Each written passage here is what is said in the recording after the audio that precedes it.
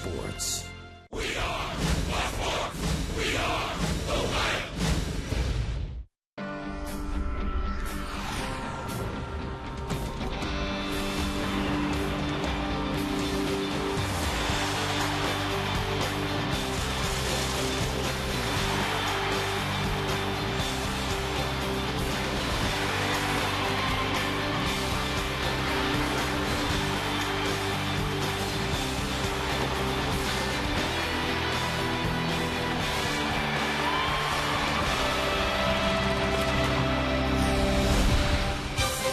Ground rolling in on a cloudy, rainy Wednesday afternoon, but that's not an issue with the roof closed at Miller Park. The series finale, it is the decisive game of this three-game series. Reds winning big in the opener. The Brewers doing the same here last night. And hi again, everybody, alongside Chris Welsh and our entire Fox Sports Ohio crew. I'm Tom Brenneman. Welcome to Reds Baseball. Johnny. Well, you talk about being good.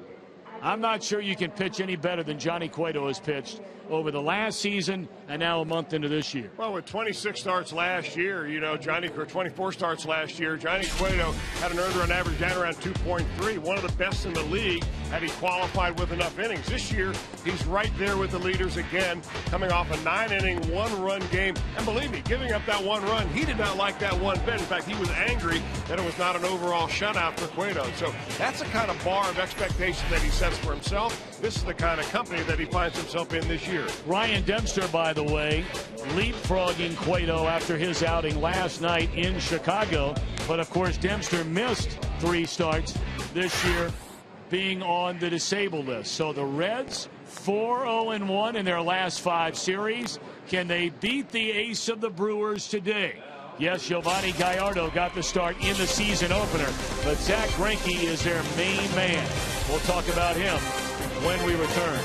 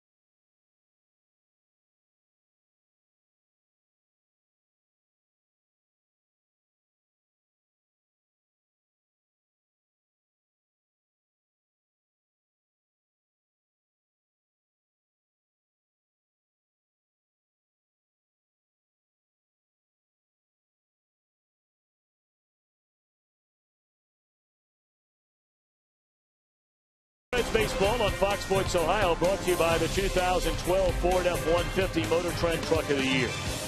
By Cincinnati USA. Let us be your travel guide to Cincinnati. Visit CincinnatiUSA.com. And by Skyline Chili. Game time is Skyline time. Stop by your favorite Skyline Chili today. Zach Greinke off to a 3-1 start. When he's on his game, look out. Well, when he's on his game in Miller Park, he's even better than that. He's 13-0 at home, meaning he has never lost a game. Started here at Miller Park as a Milwaukee Brewer. He's got a fastball that goes into the mid-90s, a nasty slider.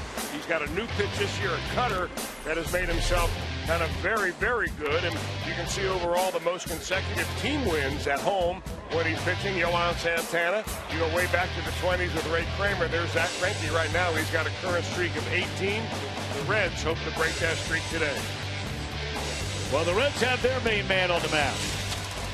So Johnny Cueto trying to slow down Ryan Braun and the Brewers. Series finale. Coming up next, you're watching Reds baseball on Fox Sports Ohio.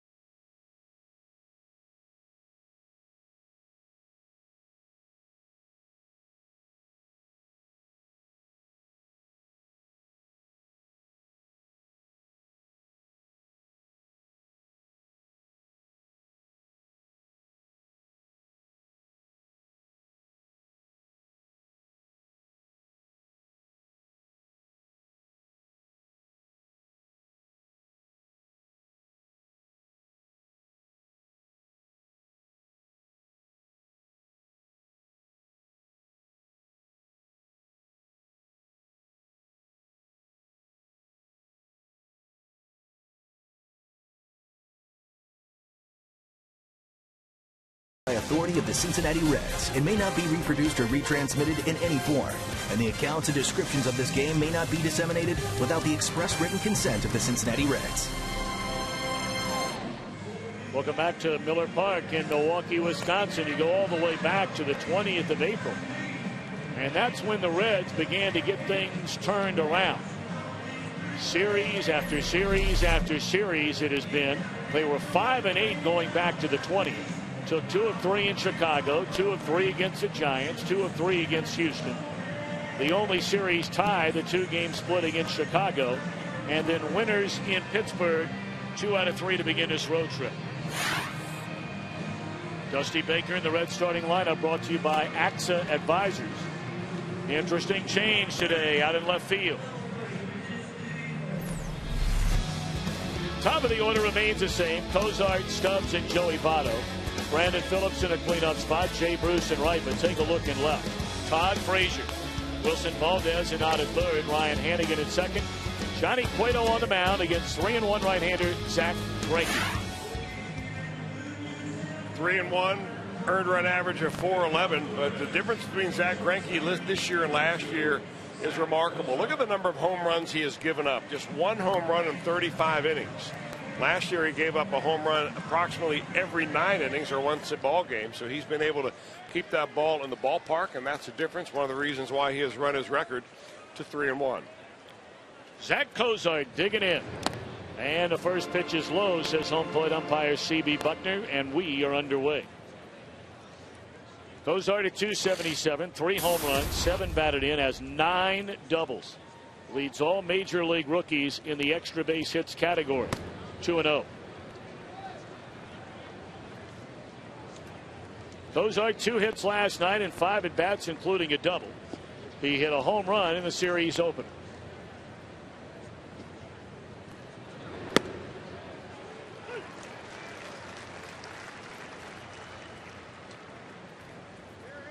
Talked about it last night, the duo of Cozart and Stubbs. It seems recently, as the Reds have played so well for a little over 3 weeks. In fact, you go back to the 19th of April, that date we brought up earlier, when they were 5-8 on the year. The Reds have won 11 of 17. That's the best record among all National League teams since that date. And a lot of it has to do with Cozart and Stubbs getting on base. Now, they get on base, but really when you look at the Reds offense, it is surrounded around Zach Cozart, some Drew Stubbs, but mainly Cozart, Votto, and then recently Jay Bruce.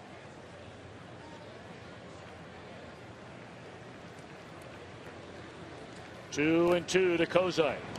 Got him swinging.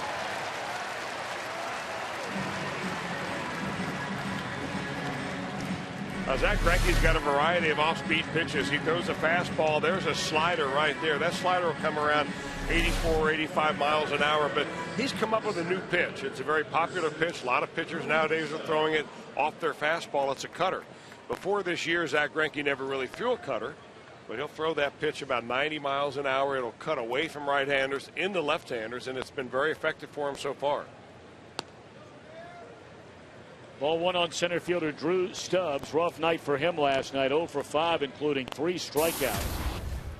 Batting average an even .250. 3 home runs, 10 runs batted in. Shows a bunt. And like Cozart, Greinke falls behind 2-0 to Drew Stubbs.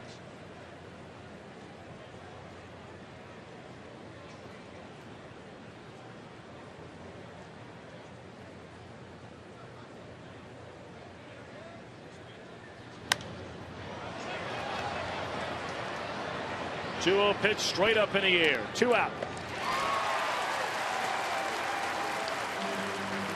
Take a look at Milwaukee on defense, presented by Ford. The same cast of characters we saw here last night, with the exception, as we speculated, that Taylor Green would get a start at first base.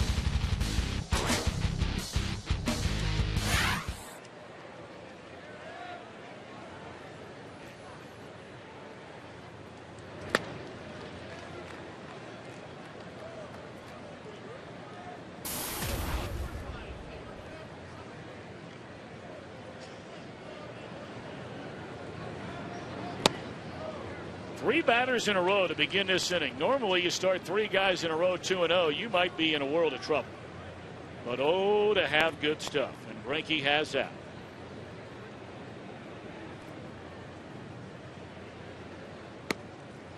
Two and one. Joey, a pair of home runs, 17 runs batted in, second on the club only to the red-hot Jay Bruce. 1 of 3 for Joey here last night. Had a walk, had a double. Big breaking ball, and C.B. Buckner says no.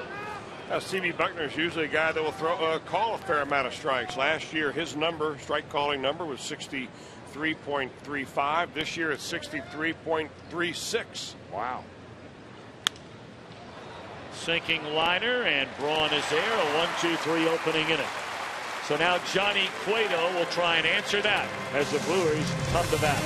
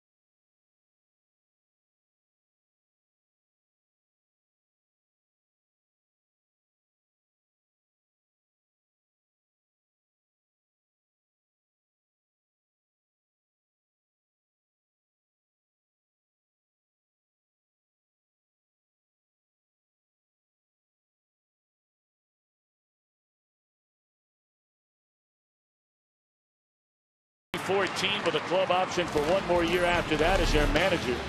His lineup presented by Axe Advisors. Niger Morgan, Ricky Weeks, Ryan Braun at the top. Aramis Ramirez, Corey Hart, Jonathan Lucroy in the middle. A ladder third of Taylor Green, Cesar Izturis, Zach Greinke. Johnny Cueto, 4-0, a sparkling 1.31 earned run average. He is asked to be a stopper one more time as the Reds lost last night in their contest 8-3. And Johnny Cueto will take the mound today if they could only get the kind of outing they had out of him last time when he faced the Pirates. 9 innings of 1-run baseball, dominated the entire game, and this is the kind of matchup, if you're a big fan of pitching, you just love to see.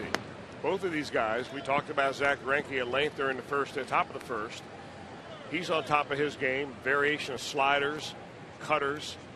And Johnny Cueto, it's mainly fastball changeup, and also throw a curveball from time to time.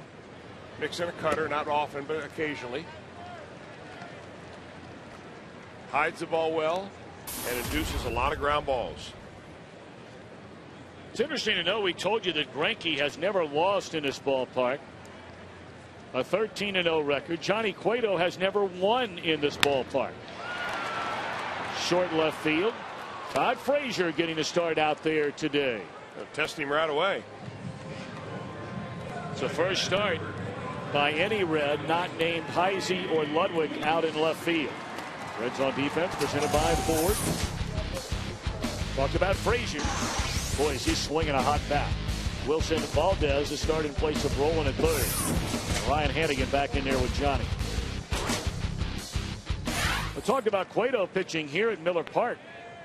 An 0-2 record and an ugly ERA. 21 innings.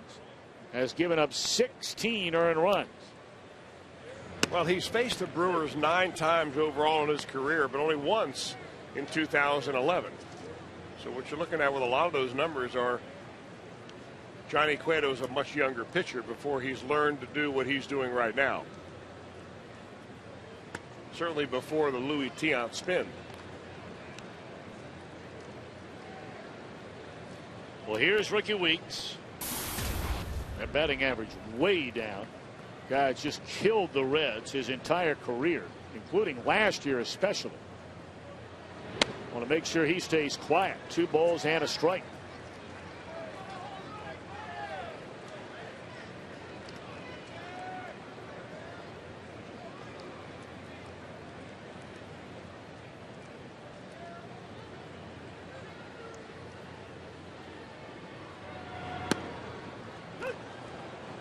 Slider on the outside corner, even to count at 2-2.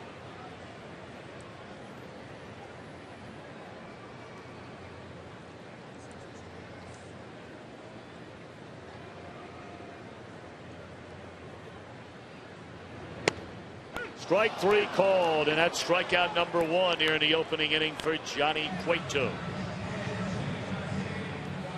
Well, after a slider that he gets on the outside corner, he comes right back with number 1, which is a fastball on the outside corner. Looks like our Fox Tracks had it right at the center of the plate, but down around the hollow of the knees.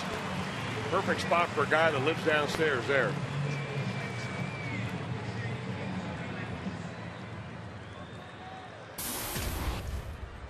So now Ryan Braun has that batting average up to 306, 9 home runs, 20 runs batted in. He had 3 hits, a walk. Knocked in a run, scored twice here last night. 2 of 4 in the opener, including a first inning home run, the only Milwaukee run.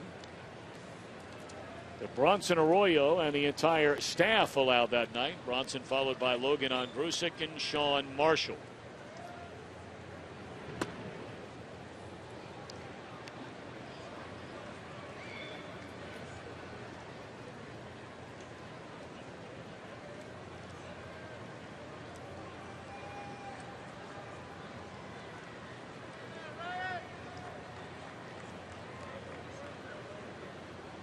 Ball and a strike to Ryan Braun. Started 2. Did he go around? No. 2-1. Now here's a guy that the Reds really need to either isolate and not pitch to or pitch a lot better to. Going back 5 games to last September, Ryan Braun against the Reds is 13 for 21. That translates to a .619 batting average. He's had 2 hits in at least 2 hits in every one of those ball games. So he's one guy that tunes up his game a little bit when he plays against the Cincinnati Reds. Well, when you're the league MVP, and we saw with Joey Votto 2 nights ago, there aren't a lot of off nights. You're not bringing your A game.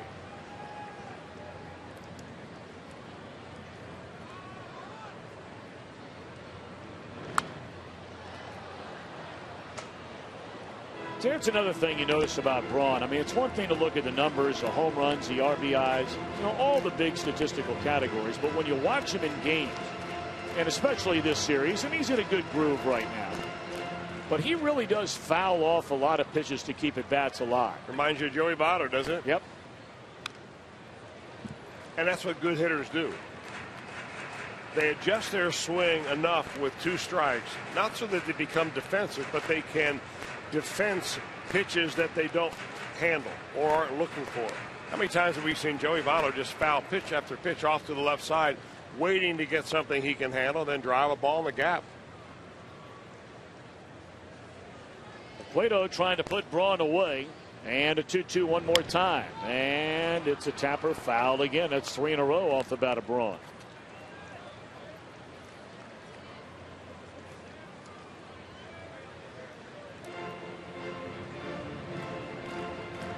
Well, he talked about Frazier getting his first start out in left field. It should be noted, this is the first start at third base for Wilson Valdez. He's made a couple of starts over at second and 3 starts at shortstop.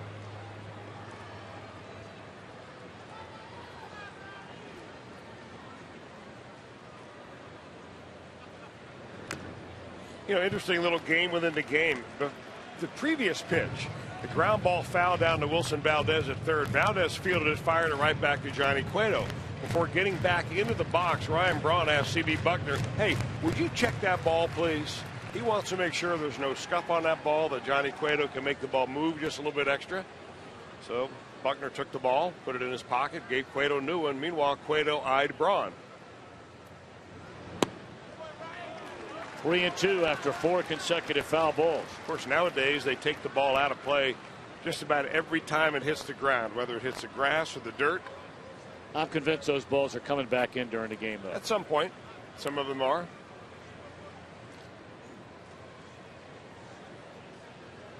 Three-two pitch. Got him swinging, and Cueto with a perfect opening frame. So off we go. Matchup today of Cueto v. Greinke. No score.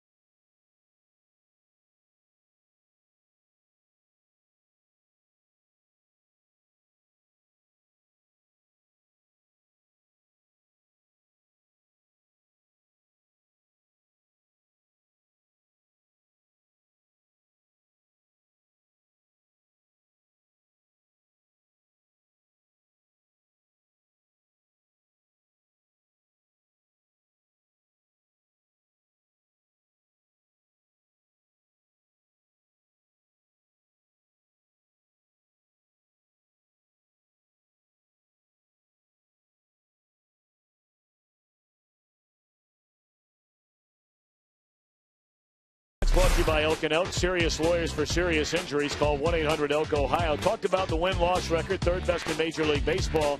That ERA is better than the Tampa Bay Rays, believe it or not. That's saying something. Boy, they're pitching rich, too. Just goes to show you what the Reds have done this year. First pitch swinging to begin this inning. And Corey Hart able to run it down.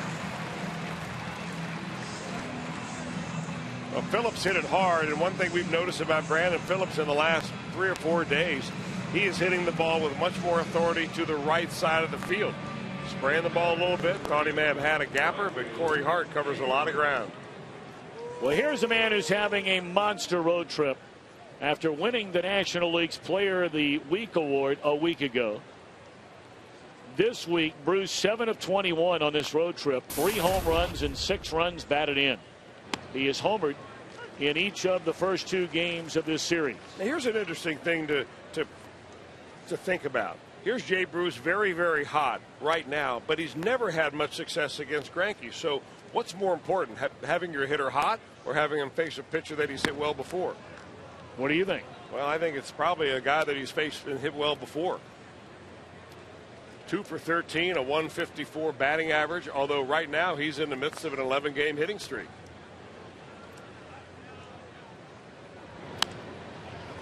Had him way out in front there. 2 gone. It's really tough to get so long with Zach Greinke because he throws 5 different pitches now that he's added that cutter. Fastball, slider, curve, cutter, and changeup. And he'll use the slider and cutter a lot. He'll mix his curveball in a lot. That was the last pitch that he got Jay Bruce out on.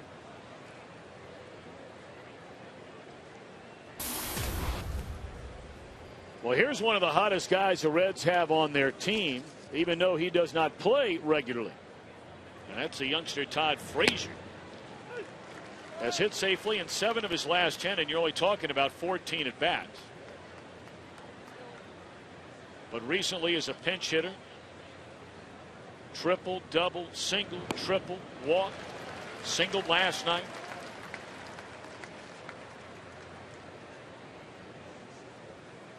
Well, just look how both these pitchers are just living right down there around the knees. You talk about keeping it down. And that was the key really for Yovani Gallardo last night. He owned that low outside corner to right-handers.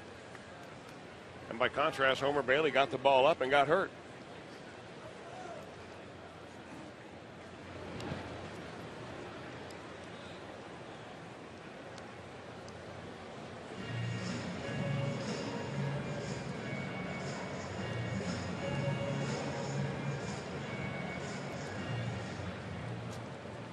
Greinke, born and raised, still makes his home down in Florida.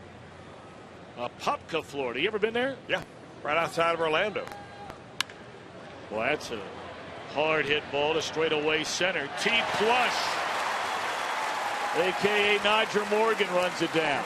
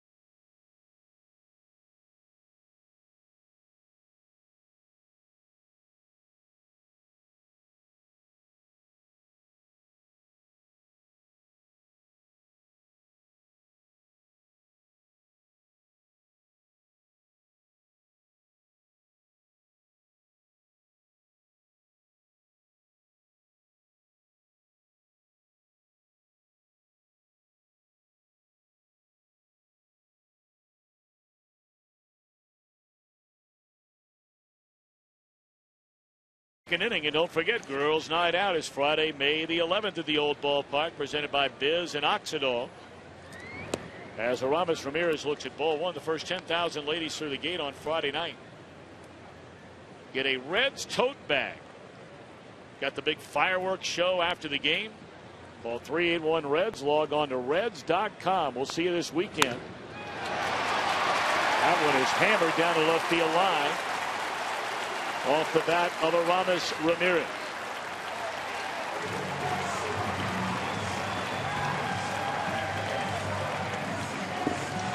He picks up his 9th double, and Aroldis Ramirez is one of those guys, and there are a couple of them in this lineup that have hit Johnny Cueto fairly well over his career. He's hit a couple of bombs, 6 runs batted in, and he lays a double down the left field line with a nice level swing.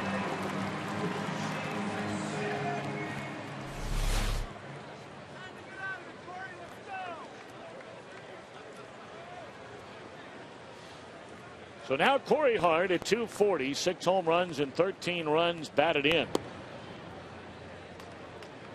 That batting average in a rapid spiral straight down. Hart got off to a blistering start.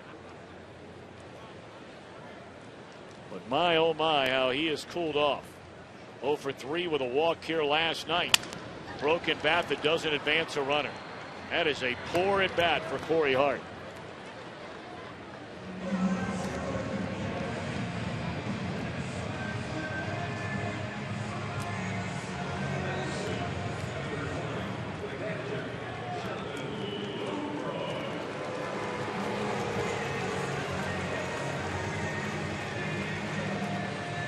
Jonathan Lucroy had a big hit in the opening inning here last night. Bases loaded, 2 out, 2 strikes, single to knock in a couple of runs. He had 2 hits and 4 at bats. Had 1 hit that came late in the game. In fact, in the bottom of the 9th inning in the Red Series opening win.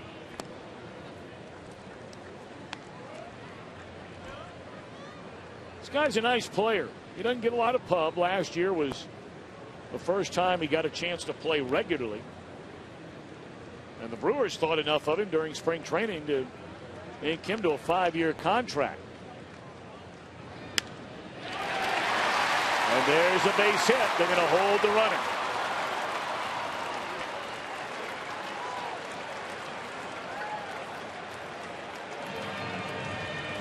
Now the same kind of base hit that he had last night with the bases loaded that plated 2. That was with 2 outs, but because there's only 1 out, Reds are playing Jonathan Lucroy fairly shallow, plus Drew Stubbs gets to this ball very quickly. So they're going to hold up Ramirez, and Cueto now still with a chance to get out of this inning with no damage. Taylor Green a year ago was the Brewers minor league player of the year. Played down at Double-A for only 3 games, and they bumped him up to Triple-A. Hit nearly 340. With 22 home runs and 91 runs batted in. They just brought him up last week, playing in his 3rd game, making his 2nd start. Ball 1.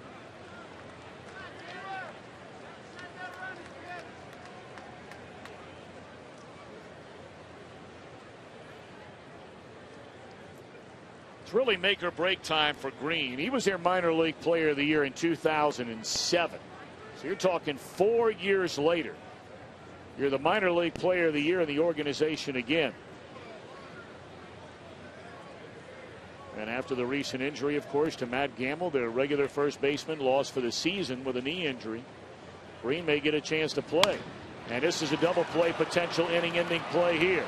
And it is! So Johnny Cueto gets a youngster Green to roll in to the double play.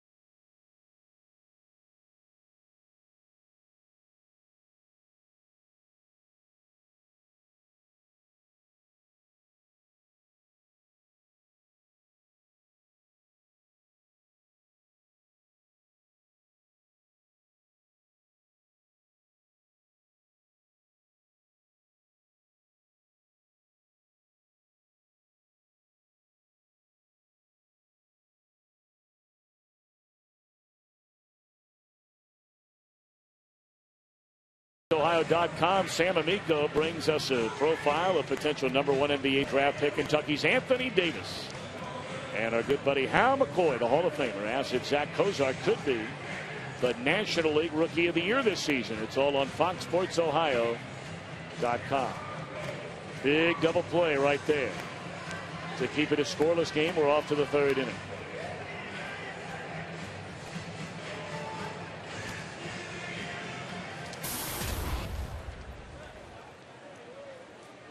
Taylor Green even with the bag at first. Obviously they've scouted Wilson Valdez, a very, very accomplished bunter. And he likes to push that ball to the right side. That's why you see the first baseman off the line and very close. More or less putting him right there to discourage Wilson Valdez. It doesn't mean that Valdez couldn't push a ball down the right side and then beat Greinke to the bag. That's about what he'd have to do. But when you play a first baseman in like that, you just maybe take the initiative away a little bit.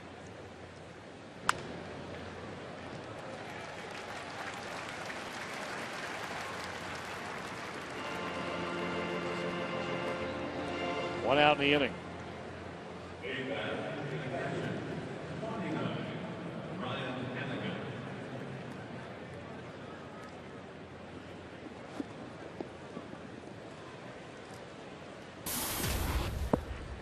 So now Ryan Hannigan, an even .300 batter, a couple of doubles, a couple of runs batted in. Reds hit 2 balls right on the screws against Greinke in that 2nd inning. Phillips a liner on a catch made by Hart in the gap, and Frazier just hit a rocket to straightaway center field that Niger Morgan, a.k.a. Tony Plush, ran down.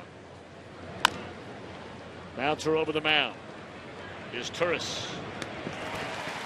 Able to get to it. And easily Valdez and Hannigan retired.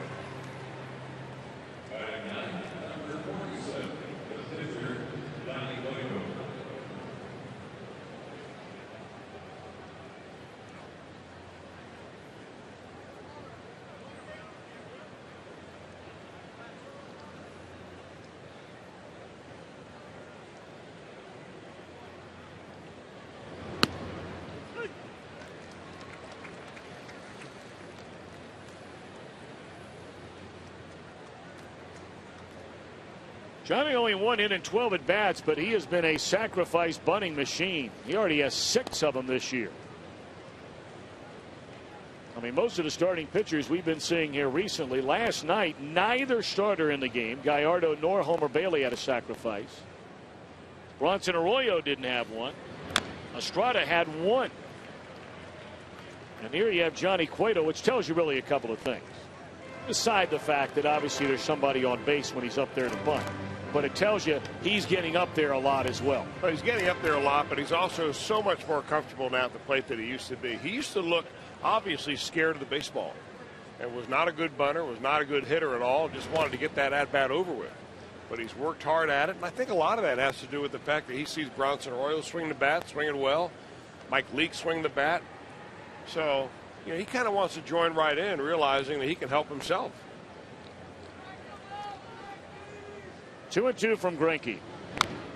And able to spoil one, shoots it foul and out of play. Off day tomorrow for the Reds, and then only home for the 3-game weekend series. And by the way, if you're thinking about coming down, weather's supposed to be off the charts nice. Friday night, Saturday night, 7:10 games. And then Mother's Day is Sunday, 1:10 start. Nice play made by a fellow down there in the stands. Brings a smile to the face of Cueto. That fellow brought his glove.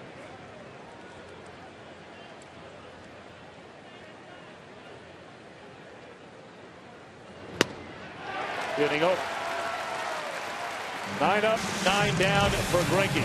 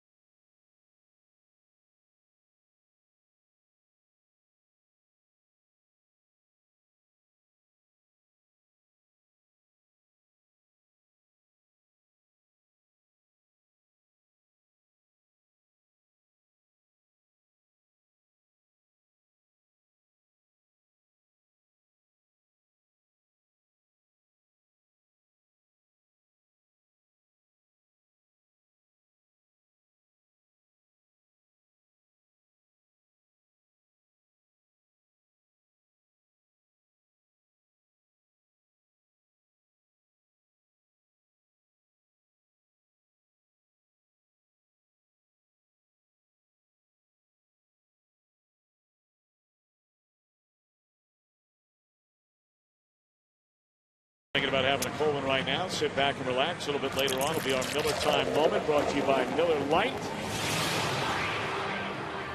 We were talking about Friday at Great American Ballpark. It's Free Agent Friday, presented by Toby Keith's I Love This Bar and Grill, Johnny Rockets, Holy Grail and Grill, and the Moorline Lager House.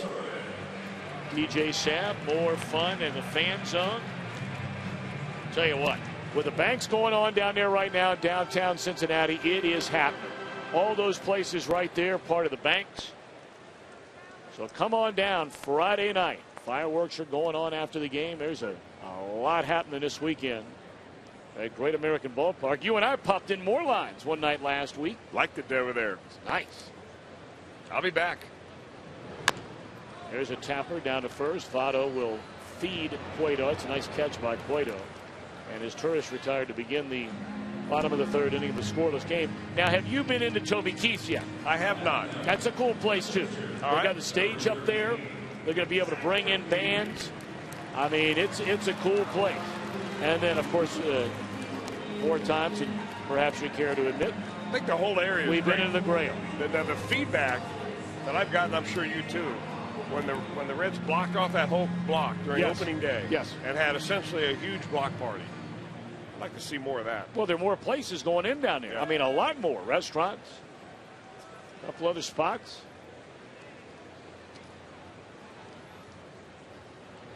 You know, you make sure you get that designated driver. You hit a couple of joints there in the banks. Go to the ball game. Get a little ride up to the hill. Finish it off in Mount Adams. There you go. Why don't you ever invite me? Maybe next time? Perhaps. No one's fouled back. Definitely maybe. Well, yeah. Or as you know.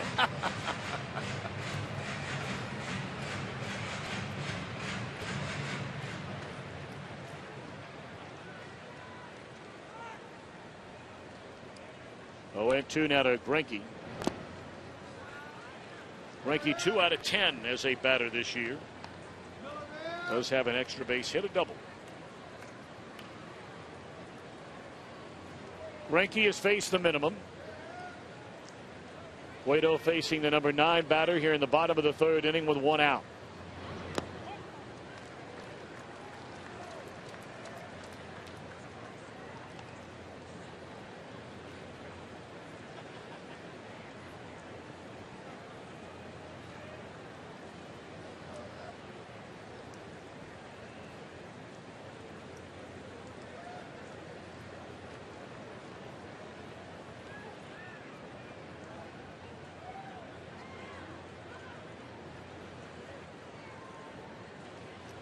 Long look in by Cueto, and now the break-even pitch, and a broken bat bouncer to Brandon Phillips. Tonight's Ohio Lottery Powerball jackpot is now worth $70 million. And that drawing is at 11 o'clock tonight.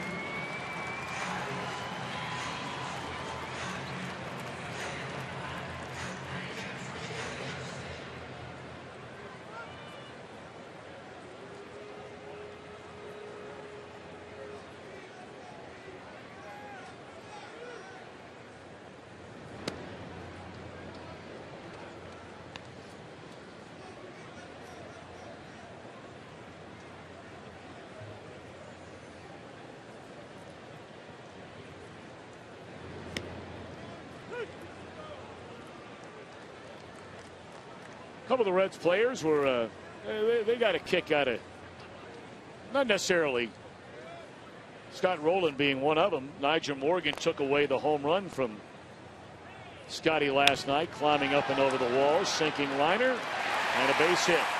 Well, you can't play him any more shallow without the fear of having one hit over your head than Frazier did. He even dumped it in front of Todd there. Well, the second time in 2 at-bats, Nigel Morgan does the same thing. It's a little sinking line drive to left field. The first one hung up a little bit, and Frazier was right there to make a running catch. This one just died on him.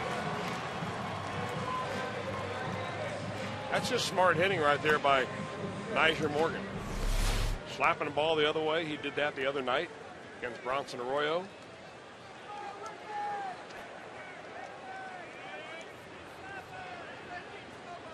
Well, you would assume in a game that figures to be very tight, very late, Morgan over there at first base, it would not be a surprise to see him run very early in this count. Well, I'm not so sure I agree with that, Tom, because really? Johnny Cueto might be one of the best in baseball shutting down the running game. In fact, he's not given up a stolen base this year. And in his career, he's given up 13 stolen bases, and Reds catchers have thrown out 21.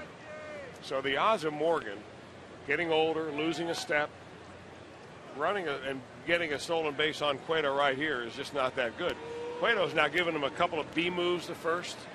Morgan, if he stretches his lead, may get picked off just like it happened over in Pittsburgh when he picked off a runner at first base there. You know, you and I were talking about that very sort of general topic when it comes to when you play the St. Louis Cardinals. And I went back and did a little digging around, and I had said to you a number of times last year that I thought the Reds played afraid of Yadier Molina. I really believe that they have in the past, that you never test the guy. Well, last year, the very few teams that did test him, his percentage of throwing guys out wasn't very good. And that's not to say he's not the best in the league, because he is. Well, but you can't just play scared. You're right about that. But I think with certain combination pitchers, it doesn't make as much sense. I'm not so sure that his pitchers cooperated with him like he'd like to. Yeah, because he's the best in the business. I do know that Cueto has one of the fastest moves to first base, and that's the kind of report is on the front page of every report that a manager or a base running coach gets. Well, now Cueto's got to really focus in on this hitter. I mean, 0 for 2 in stolen bases, 3 pickoffs. So don't go any farther away from first than your own shadow. Oh, my goodness. Well, he was paying a lot of attention over there to Morgan. And then you walk a guy hitting 160 to face one of the best hitters in the game. That's what happened here last night a couple of times.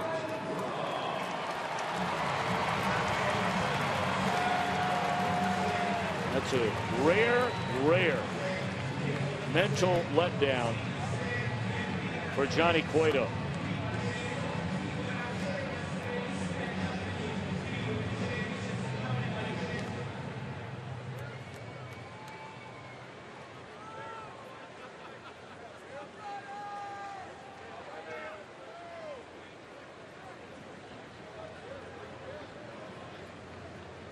So 2 on, 2 out. No score in the game. Ryan Braun struck out his first time up, but it was an extended at bat, lasting 10 pitches.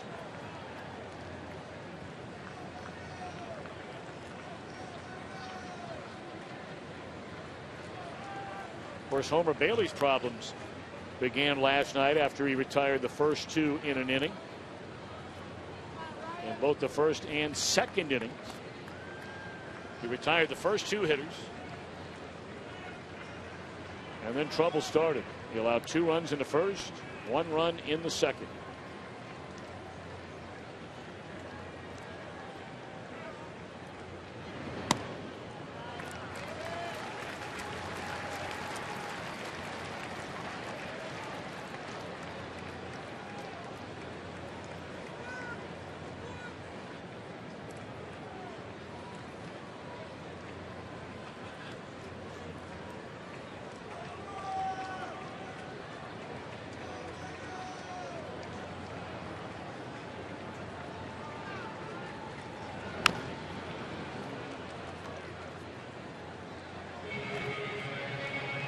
Anything, Chris, you notice here, just these last couple of batters missing in the strike zone? There 6 pitches in a row until that foul ball that may have just gotten a little out of whack.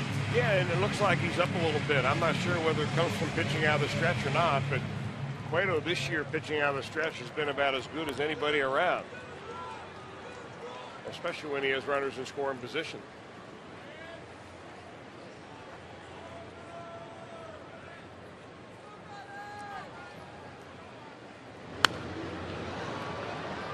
Well, that's excellent location on that fastball. Let's check out exactly how good Johnny Cueto has been with runners in scoring position. With bases empty, the league is hitting .232 off of them. With runners in scoring position, I'm talking about something like 23 or 24 bats now. How about 100? So you always like that kind of pitcher that can bow his neck a little bit with runners in scoring position, that's when you throw your best pitches.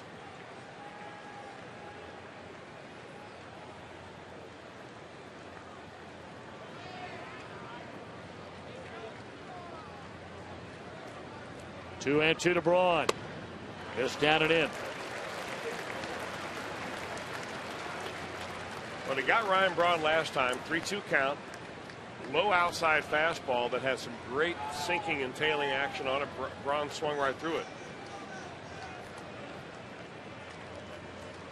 Wonder if he'll go back to the fastball and try to fool him with another breaking ball.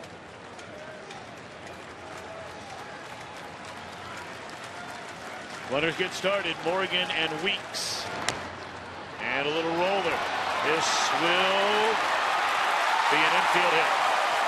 And like Hannigan was trying to tell Cueto, just let it roll.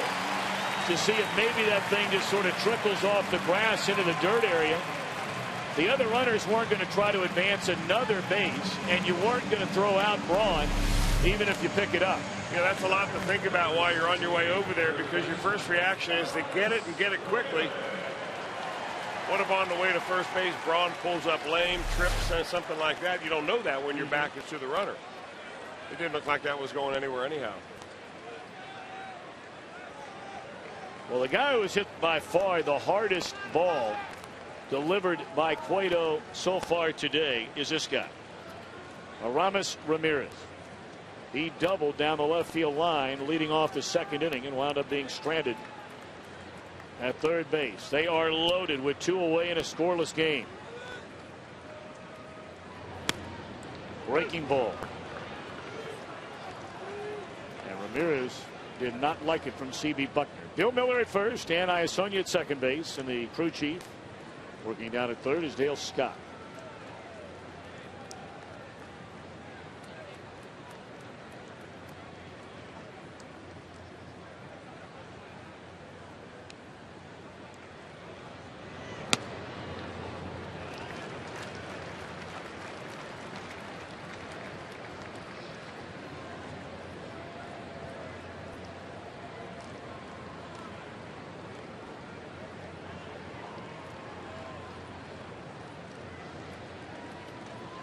A 2-out single by Morgan, a 4-pitch walk to Ricky Weeks, and an infield roller for a base hit by Braun is loaded the bases, and now it's 1-2 on Aroldis Ramirez.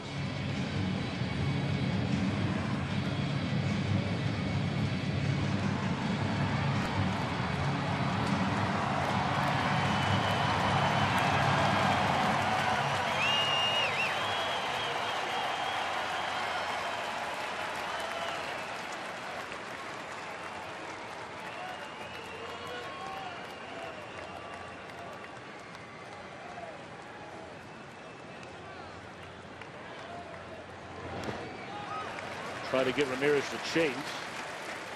Takes it for ball two. Well, this is the decision to pitch right here. 2-2 count, bases loaded. Certainly don't want to run it full. So you throw your pitcher you can throw for a strike, and of course Cueto can throw any of them for a strike. I imagine he'll stay downstairs and stay outside, and looks like they're going to go with a breaking ball. Got him to roll over it. Cozart stumbles, throws, and Votto keeps the tippy toe on the bag to end the inning. So the Brewers leave them loaded.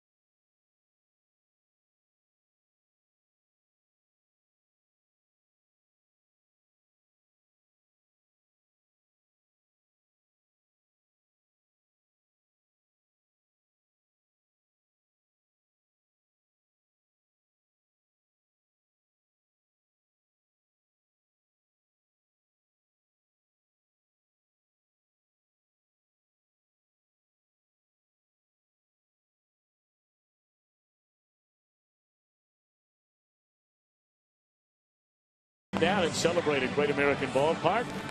To get to the ballpark early, bring mom to the fan zone stage. She can be one of 200 moms that are going to go on a Mother's Day pregame parade on the field, and she can bring one person with her. Plus, the first 8,000 kids 14 and younger get a J. Bruce cereal bowl and spoon set presented by New York Life.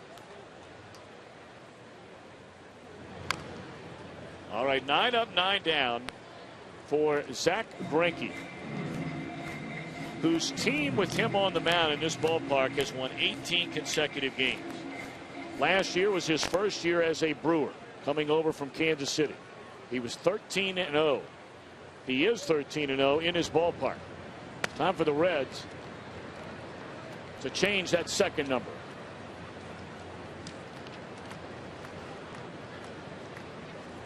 Cozart struck out his first time up.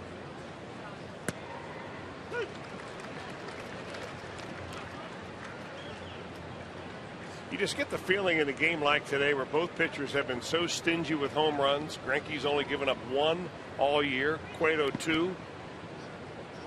It's the kind of game that might just be decided by a little good old-fashioned small ball. Somebody gets an infield hit, you drop down a bunt, you advance a guy on a fly to the right side, something like that, and you somehow get him in. It's just tough to anticipate an inning, for instance, like the Reds had the other night, where they scored 5 runs in the 4th inning. First 5 guys who batted in that inning either hit home run, doubles, or a single. And then the scoring was over. Neither of these pitchers are likely to give up that kind of an inning.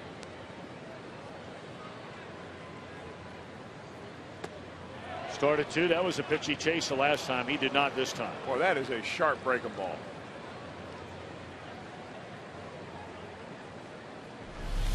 Serious downward action. Correct call on the appeal down there to Bill Miller. So the payoff pitch. Just foul. Well, he came with a fastball and Cozart jumped all over.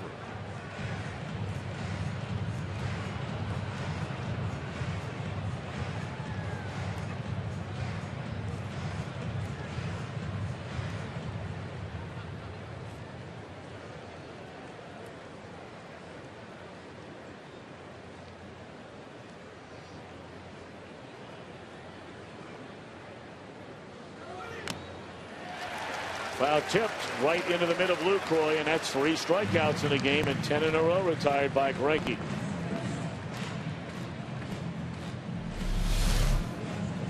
Well, after a slow breaking ball, he just throws a fastball, essentially gets it right by Zach Cozart down the heart of the plate. Ooh, the importance of changing speeds.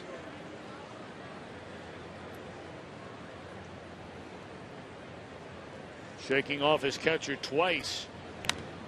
First pitch fastball just buried in on the hands of Stubbs, and it's fouled out of play. Stubbs had a 2-0 count his first time up, chased a pitch, fastball up, and hit it straight up in the air. Caught in foul ground by Jonathan Lucroy, the catcher.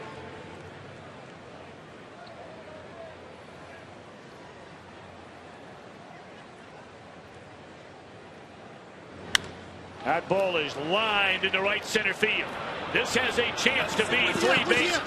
Stubbs on his way to second, and he'll stop right there.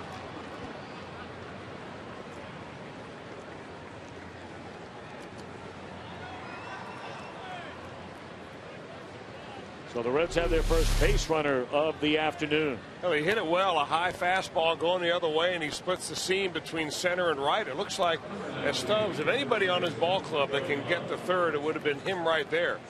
But he sees how that ball came right back to Nyjer Morgan. Morgan hits a cutoff man, and Stubbs will take a double. Well, he's safe at second base. He's safe there. He's secure there. New York life. Wow, little life this time from Mr. Welsh. Very nice. Glad you approve. That's popped up. This has a chance, but his Turris will run it down. Boy, that pitch just ate up Votto. That's a big out. That's a new pitch that Greinke is featuring this year. Like I said early on, a lot of pitchers over the last couple of years have adopted that cut fastball. from a right-handed pitcher designed to come right in on the hands. And look at that ball. It just moves a couple of inches, but it stays right on his thumbs and does exactly what Zack Greinke wanted it to do, which is jam Joey Votto. Right now, we talked about it the last couple of nights. We've started to see signs here in Milwaukee that Brandon Phillips starting to swing the bat a lot better. He had 2 hits, including a single to right, a double to left in the opener. Last night had a little bloop single to right, but doubled into left center, scored a pair of runs. Now with 2 men out, Lucroy's going to come out for a visit. And perhaps Phillips has, right field and right center on his mind with 2 outs here in the inning. These are huge at bats with these 2 guys who are on the mound today. Well, Phillips has been hitting the ball to right field a whole lot more, like you said, Tom, last couple of days.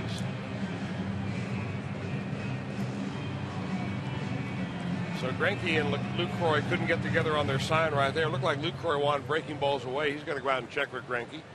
Base open. Jay Bruce on deck. First baseman trying to cover up that hole on the right side. Taylor Green, he's a good 30 feet off the first base line. You'll see him get into position where he's moving now to his right again. Well, you see more and more first basemen against right-handed hitters playing that way. I mean, the hit charts now are more exacting than they've ever been before. And you see defenses taking drastic measures to go along right with those hit charts. Stubbs takes off for third, throw there, and that one almost got by Ramirez. He had to come off the bag, or that would have been 1-0 Reds. A lot of people don't like the 2-out stolen base at third, but consider the fact that Aramis Ramirez had to hold his ground until the last moment to make sure that just a simple ground ball doesn't get hit in the vacated hole. So he's going to get there late. There's always a chance of that ball going down the left field line. So if you know you can make it, you've got the speed of Drew Stubbs, you go ahead and take it. 6 of them now on the year for Stubbs, but Phillips in a hole at 0-2. Thinking about wild pitch, Greinke's thrown a couple of them. Well, that's the other part about it. Like you said, if you know you can get there, and you do get there successfully, all it takes is one of those 8 ways you can score from That's third, right. You can't score from second. That pitch up around his neck, still no score.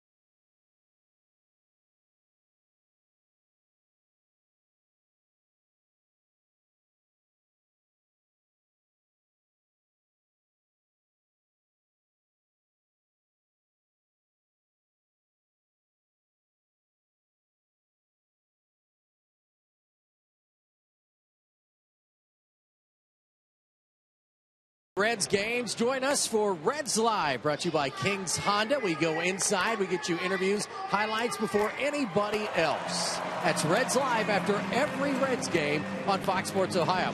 Well, I'm here with the guys from the Green Diamond Gallery. All these Reds fans here. They came on the Green Diamond Gallery Ultimate Tour. They left Lunkin this morning on a private plane, flew up here for the game. Bruce Fremming, the former umpire, is here with them as well. And guys are having a great time down here, Tom and Chris. And I'll tell you what, this is the way to come see a game. I know a lot of these guys from Reds fantasy camp. Chris, you do too. Old Goldie right here has been here 21 years and running, fellas. I'm sure they're having a great time, and what a spectacular venue that is. The Green Diamond Gallery up there in Old Town Montgomery. What a place. Is that Bruce Fremming that I saw in that group? Yeah, he alluded to him. He's hanging out. I mean, now, you know what? They get here and they get to hang out with him. They're going to have a lot of laughs. You're not kidding about that. He's a great storyteller. He's got a ton of them to tell.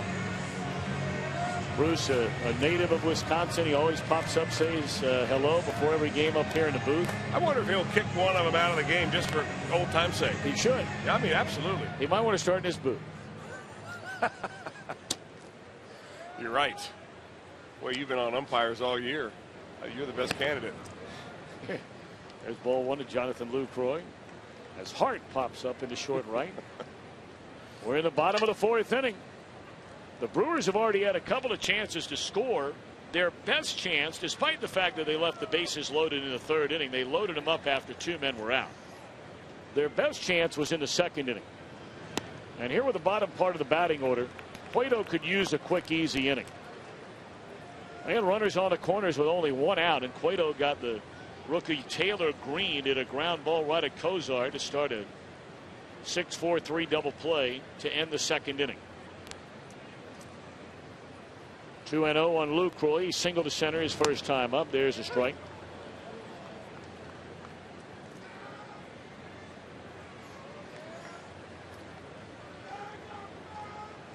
First meetings of the year between these division rivals, and it will be quite a while before they get together again.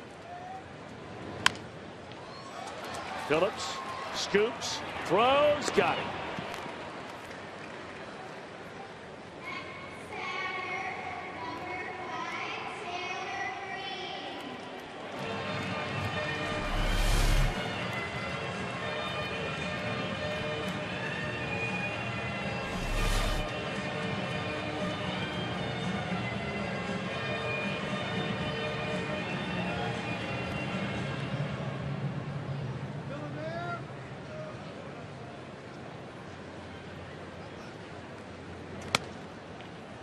Two down for Green. Reds have played good baseball in this ballpark. I mean, they had their three toughest losses of last season here just before the break. Here's a sharply hit ball to Kozar, and it is a 1-2-3-4. Still no score.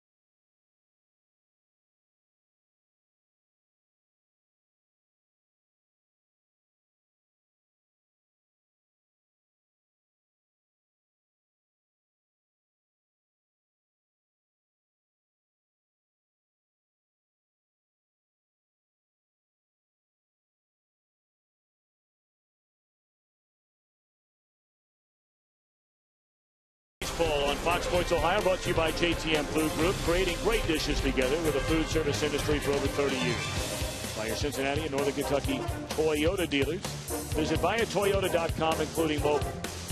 And by AT&T, the nation's largest 4G network. AT&T, rethink possible.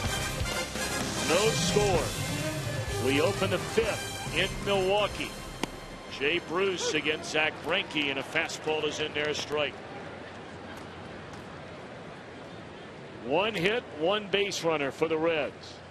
No runs, 4 hits for Milwaukee. They've had 5 base runners against Cueto, but no one has cashed in yet. Whoa, late appeal there, and Bruce didn't like it.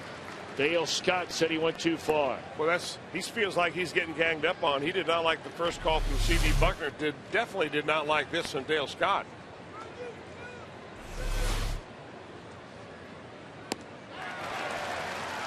How about 2 fastballs and a curveball? Let's take a look at this pitch by pitch from Zach Greinke, who has handled Jay Bruce very nicely in his career anyway. A Mazda pitch by pitch recount.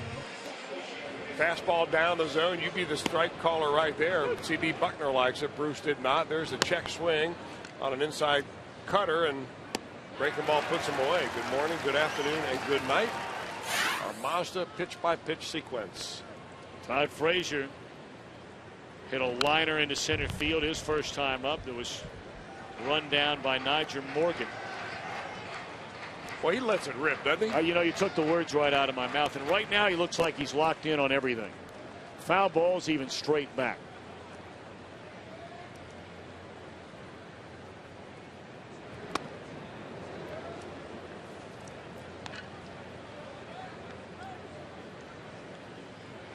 Well, you wonder, with all the struggles of Chris Heisey, the same for Ryan Ludwig, will we see this a little more frequently?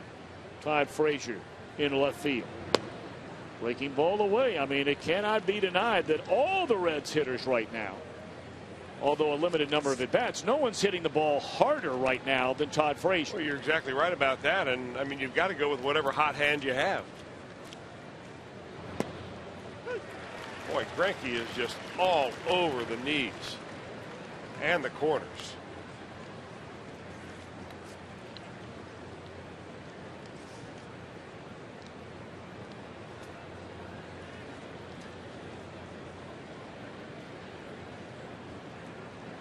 Two and two on Todd Frazier. And that's a fastball right down the can. He must have been guessing.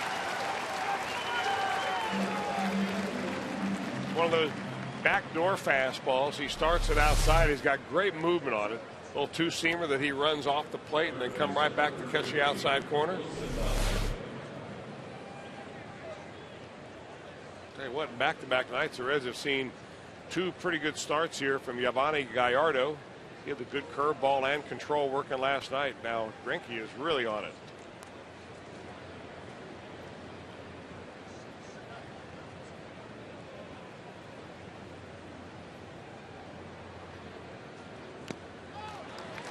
Well, now Wilson Valdez. He had a jam shot roller at the first baseman his first time up.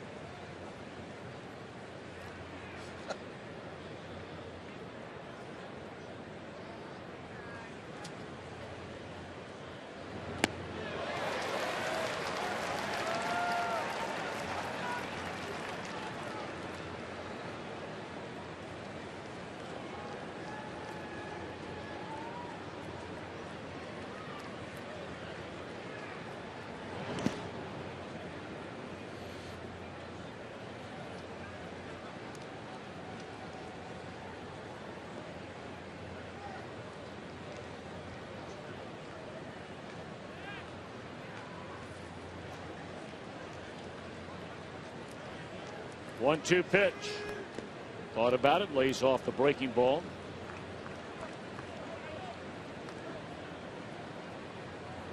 .40 strikes against 22 balls so far for Greinke. A 13-game home winning streak.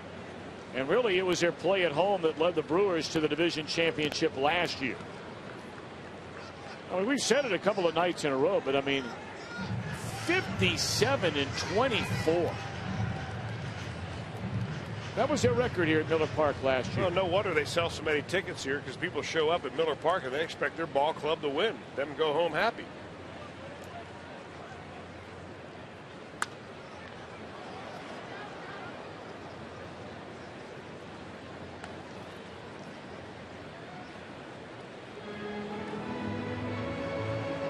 Of course, it costs a lot more money. We know that. But there is so much to be said for having, look, everybody's looking to make an excuse for one thing or another. We know that. But, there is so much to be said for having this roof on this ballpark. Ground ball to the left of Ramirez. The pirouette. Inning over. Reds gone in order for the 4th time.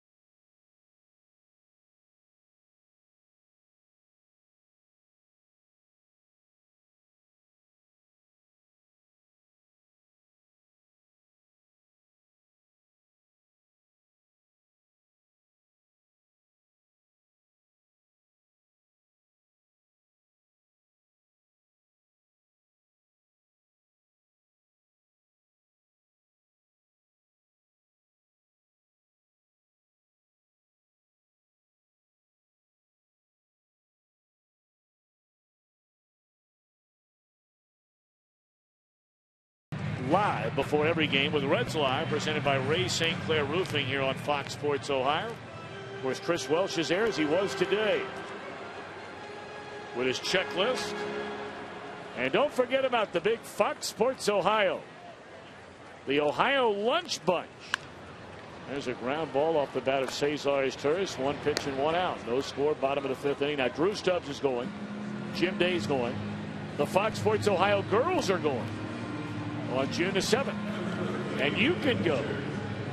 Just check out Facebook.com/Fox Sports Ohio Girls for your chance to win a seat at the luncheon and a 46-inch HD TV. A Fox Sports Ohio Lunch Bunch presented by Cincinnati Bell.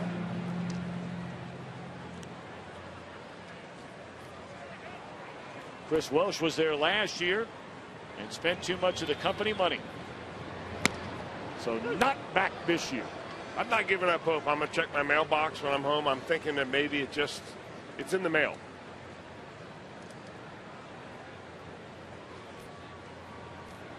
Kind of like that invitation to the banks. Here's the 0-1. To one of your parties. Yeah, 1-1.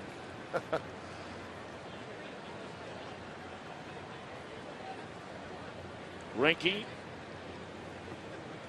rounded out to Brandon Phillips, his only at bat. 4 hits for the Brewers, 1 hit for the Reds. 1-2 on Greinke.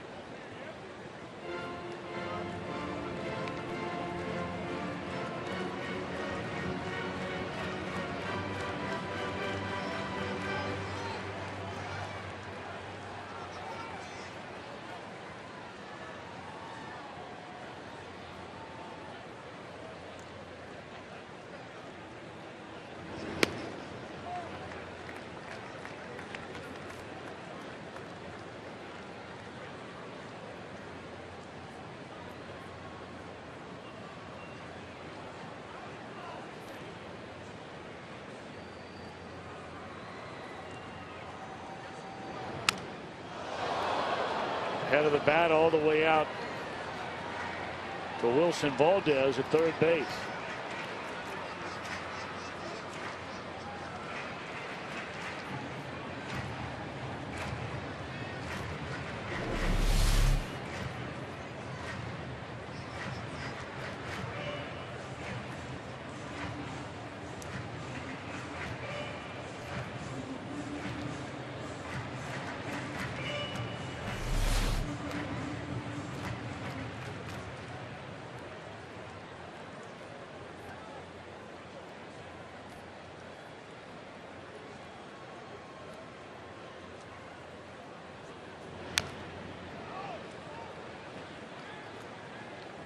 Frankie's staying in there. It remains 2 balls and 2 strikes.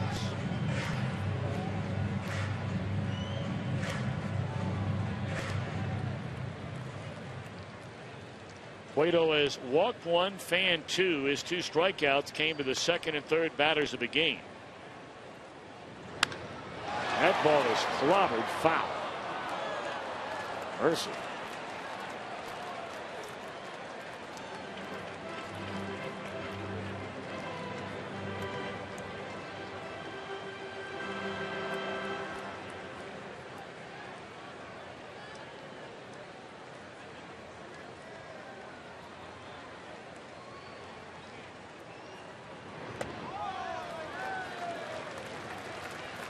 Somebody good at bat here by Greinke. Well, he hit a .143 last year. One of those hits a home run.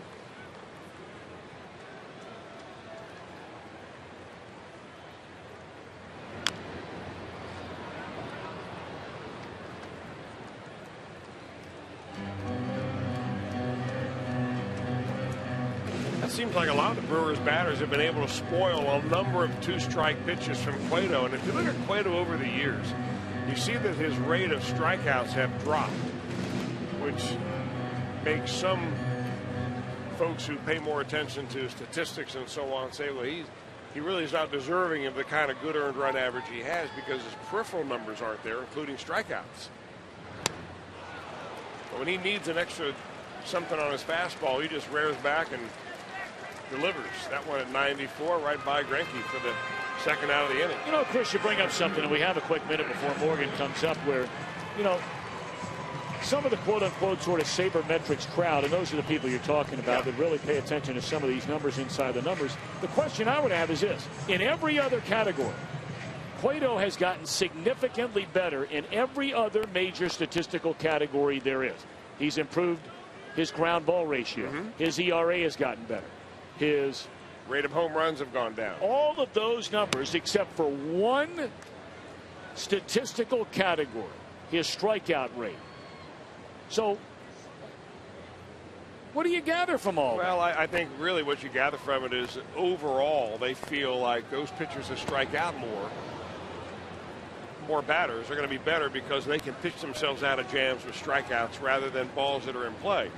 Balls that are in play normally get a batting average of somewhere between 290 and 310, and if your batting average in balls in play is well below that, they figure that eventually it's going to start trickling back to the mean, which is around 290. Right now, Cueto's below that. Zach Greinke, believe it or not, came into this ball game with a batting average of ball in play of almost 380, so they figure that he's got to get better. His earned run average probably start coming down when maybe he doesn't give up so many dork hits. But I think when you watch Cueto like we do, we've been able to watch him in every start. It's not like they're bounding, knocking the ball all over the place, and he's just turning out lucky. I think that he's throwing fewer strikeouts because he's throwing fewer sliders, which is a swing and miss pitch, and more changeups, which is a pitch that he gets more ground balls from. I don't know. It just seems like in some of those things you can't have it both ways. You're right. You know, you complain about pitchers that have 100 pitches in a 6th inning. A lot of those guys are big strikeout guys, or guys that have no command, or a combination of the two. But then you say, well, you know, those balls put in play and the average of balls put in play, when Cueto, clearly, you and I've talked about it many times the last couple of years, he's become far more content now to let guys just put the bat on the ball and make outs early in the count. Yeah, what he's really gotten good at is damage control. Where an inning could blow up on him, he ends up only giving away one. Another hard hit ball to left by Morgan. This one caught. We have played 5. And right on cue so far, a scoreless game.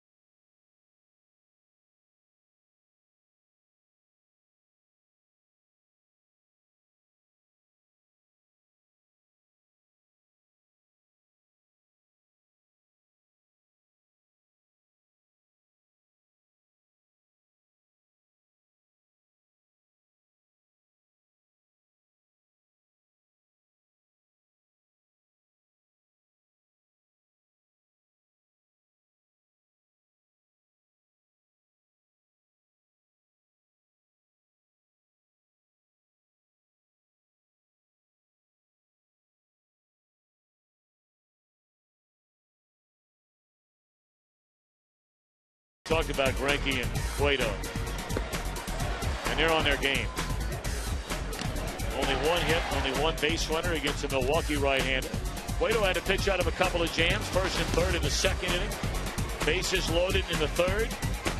But now all of a sudden has retired 7 in a row, and that double play off the bat of Taylor Green with runners on the corners back in the second inning was the best scoring chance for the Brewers. We brought up earlier, yeah, they left the bases loaded an inning later, but all of that started after 2 were out. They had him on the corners with only 1 out the prior inning.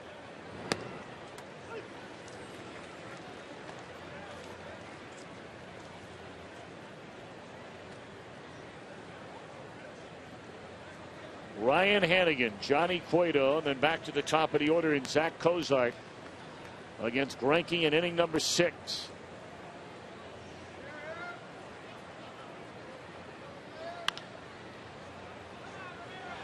And again Ramirez ranging to his left, 1 out. Time now for our AT&T trivia question for today. Since 1918, what Reds pitcher holds a record for most consecutive home decisions won? And that's a question today because Greinke has the longest by a Brewer. 13 and running. Reds trying to end that today. Well, you got to get guys on base.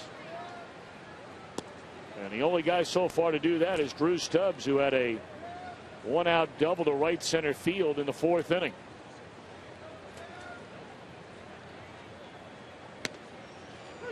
One and one to Cueto.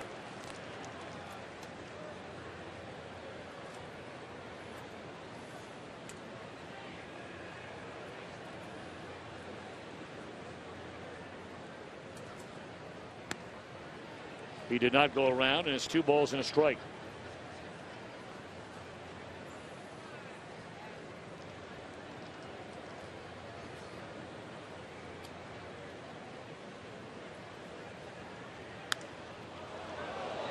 Of course, Greinke had that 10-pitch at bat in the bottom of the last half inning. So maybe Cueto can make Greinke work a little bit. Just now hitting the 70-pitch mark. That last one, number 71. Greinke, one of the examples of those former #1 draft picks that makes it to the major leagues and really fulfills his potential as an amateur. Taken #1, 2002 by the Kansas City Royals. Number 6 in the country he was taken that year. That was the year that the Reds picked 3rd in the 2002 draft. They ended up picking Chris Grueller. Milwaukee Brewers made good of their first pick. That was Prince Fielder. Reds didn't come out bad out of that draft. They ended up getting Joey Votto in the 2nd round, and all's good.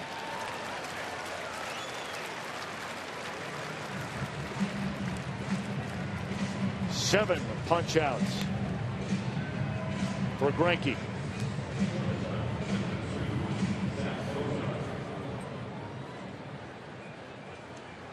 What city was named one of the top 3 places to visit in the United States of America in 2012? You better believe it. Cincinnati, Ohio. Book your weekend getaway at CincinnatiUSA.com. That was named in one of those hoity-toity travel magazines that you read frequently, Chris, but that was a great honor. We talked about Forbes magazine naming Cincinnati the 9th best city to live in America. And number one among the 50 most populated cities in America. Quite an honor. Well, they're not telling me anything that I don't already know. That's why you're there. Amen, brother. 2 and 1 to Kozak.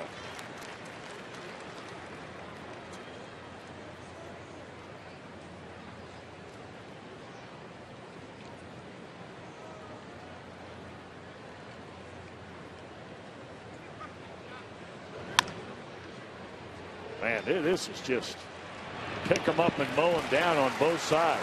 Game of pepper.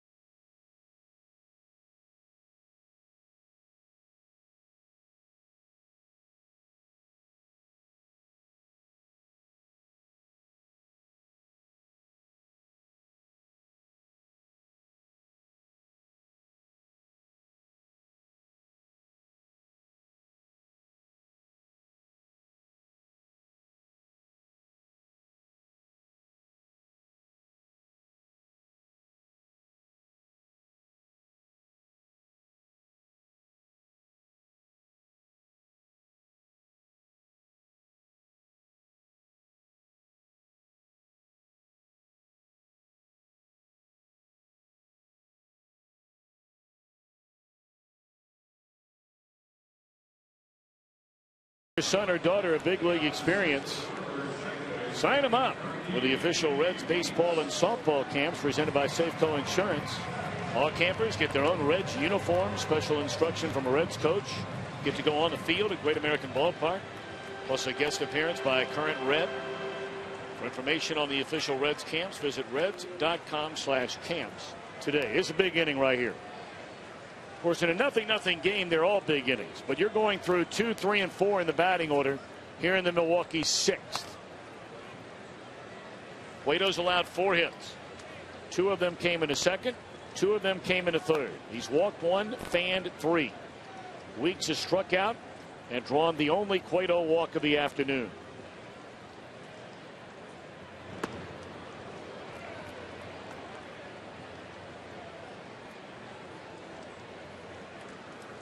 Next pitch of the game will be Cueto's 80th pitch.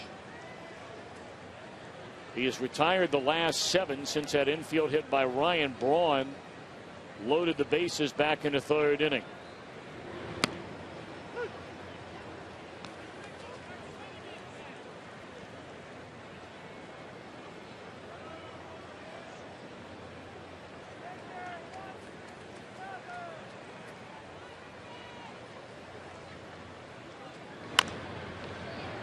Valdez charging, throws. Nice play by Wilson Valdez, making his first start as a Red at third base here today. He's played there in the past. He can play just about anywhere you want. Yeah, you're right about that. That's why he's on this ball club. Very versatile in the infield. Can play some outfield for you. He'll throw up there a defensive gem every now and then. Got that funny looking little beard thing going out. What do they call that? They had a nickname for that. The young people did a couple of years ago. The really young guys, college guys. Trying to remember what they called that thing.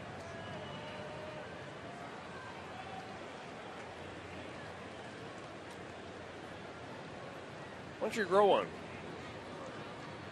And by the time it comes in, we'll figure out what the name is. In the air, right field. Bruce with room. 2 outs in the inning.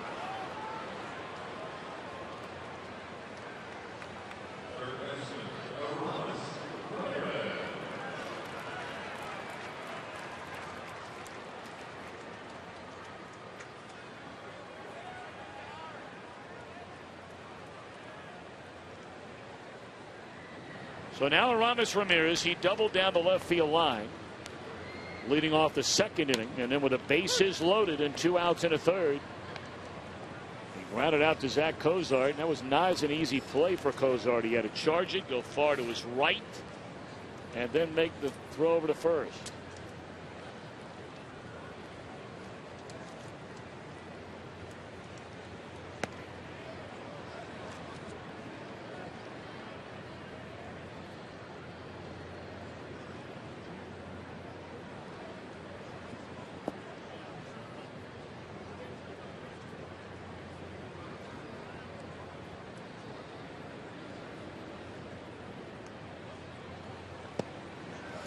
Bottom fell out of that pitch. 1-2 now to Ramirez. That's the changeup right there that Johnny Cueto throws. Great arm action. He hides the ball so well when he gives you that big turn. And the fact that he can dial it up at 94 makes it important to try to hold on it. This ball's hit hard. Bruce back to right, and with room, the inning is over. A couple of hard hit balls by Braun and Ramirez. But now the Reds have their big hitters coming up. Stubbs, Votto, and Phillips.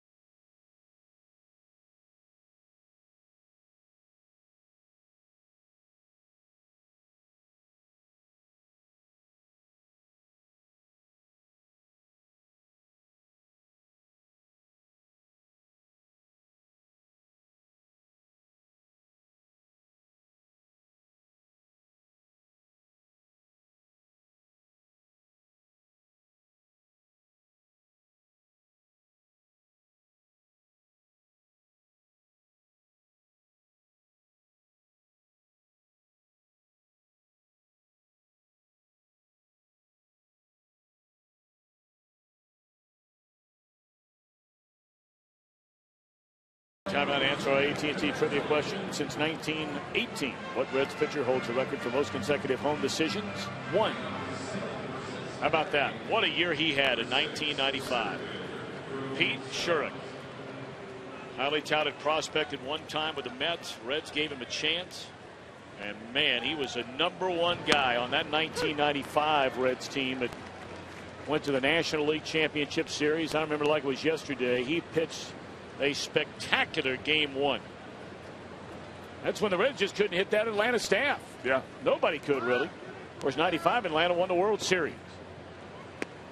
Well, this feels like one of those games with a couple of aces on the mound. And very quickly, 2, 3, and 4 in the batting order, and Stubbs is down 2 strikes. He doubled to right center field his last time, the only Reds base runner.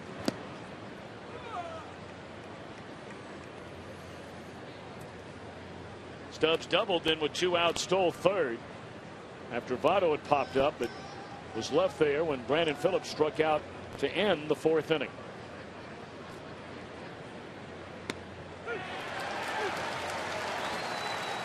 Boy, that is some kind of nasty right there. From the eyes of a right-handed hitter, that ball looks like a ball that's going to miss the plate outside, and it comes right back on the outside corner on the knees. Tip your hat.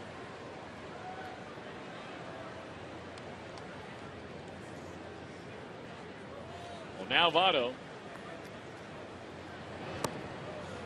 Votto lined out to Ryan Braun ending the 1st inning, and then that cut fastball that Chris talked about earlier. It got right in on his hands, and he popped up to the shortstop his last time up. Fastball strike to even the count.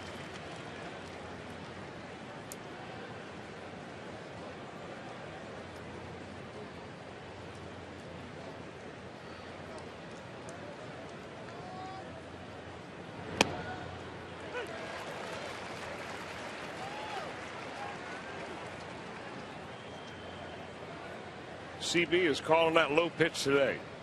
And you've got 2 pitchers out there that will exploit that. They'll just live right down around the shins if you give them a chance to do so.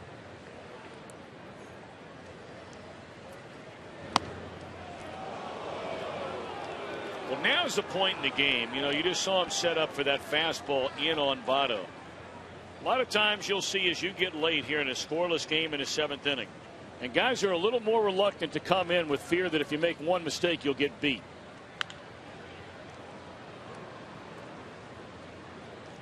Greinke went in 2 pitches ago. Well, what you see both these pitchers have done this year is that when they try to go inside and they miss their spot, they miss in off the plate. I mean, he's given up 1 home run now in 41+ innings. So that just shows me he just doesn't make mistakes.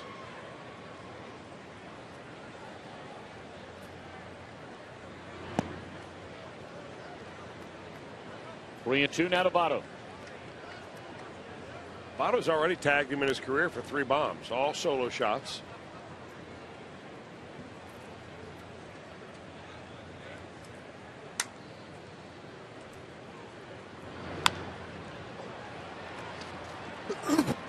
Popped up short left field. 2 are out.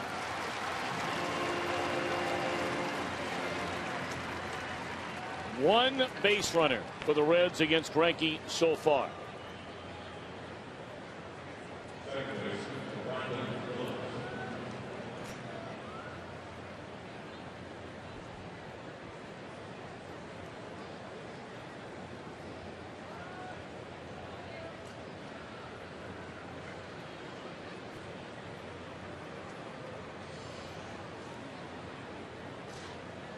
Now Brandon Phillips, he lined out to right center on a ball caught by Corey Hart sliding in a gap, and then struck him out with a runner at third, ending the Reds' 4th inning.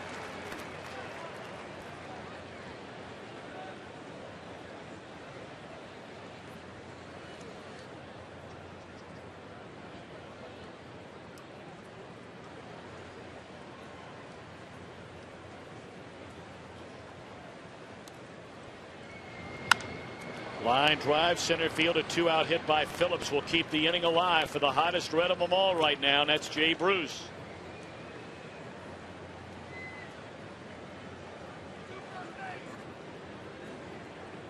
Greinke has only had to pitch out of the stretch to 2 batters all day. Retired the first 10, gave up a 1-out double to Stubbs, made 1 pitch to Votto to get him to pop up, and then 4 pitches to Fan Phillips. Now he pitches out of the stretch for the first time since the 4th inning. Bruce digging in. And first pitch hack and a roller to second, inning over. So we go to the bottom of the 7th. Still no score.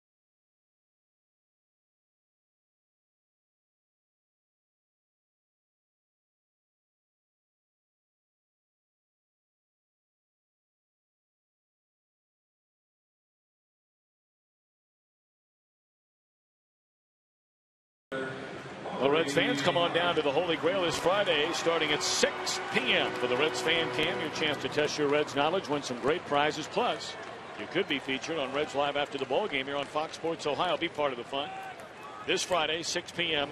at the Holy Grail.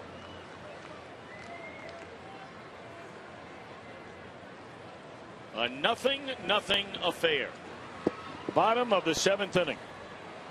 And Corey Hart, the batter. And a breaking ball snaps in there to even account at 1-1. Hart has bounced to third and popped up to right, but there's obviously a lot of pop in the bat of Corey Hart. Now you're getting deep into this one.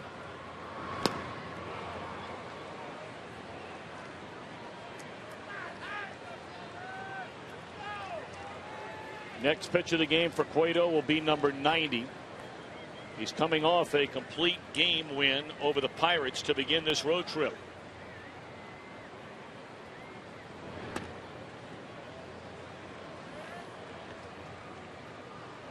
You know, a lot of times you hear guys talk about a complete game and how far you let him go the next game depending on the pitch count. But more recently you're hearing more about letting him go 3, 4, 5 starts in a row deep into a game, whether it be complete games or high pitch counts, and then maybe the effect as the season goes on. You're hearing more and more about that, if there is such a thing, if you buy into it. Strike 3 called. Hart was on his way to first base, and that's the low strike, Chris, you alluded to earlier, whether it be breaking ball or fastball, that C.B. Buckner's been calling all day long. That was changeup, strikeout number 4. Hart thought it was low. That ball by our box tracks right on the lower edge of the strike zone. But Buckner's been all over that all game long.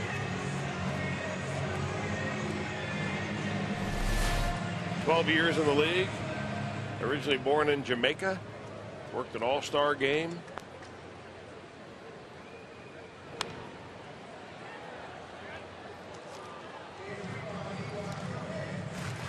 Jonathan Lucroy down a strike. He singled to center. Hit the ball very hard his last time up. Nice play made by Brandon Phillips to throw him out.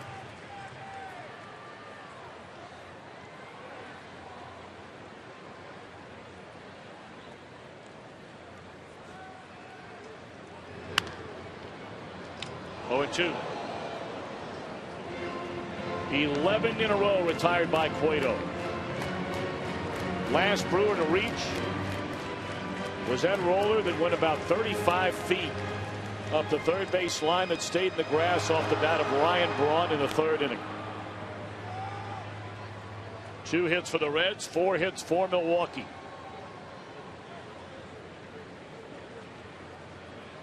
And the 0-2 delivery. Wow. Didn't miss by much there.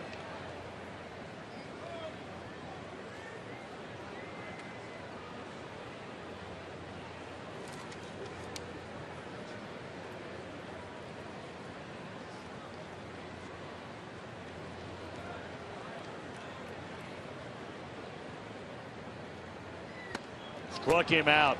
Ran the gas with some sink that ran in on him. That's 5 strikeouts now for Cueto. Back-to-back to begin the 7th.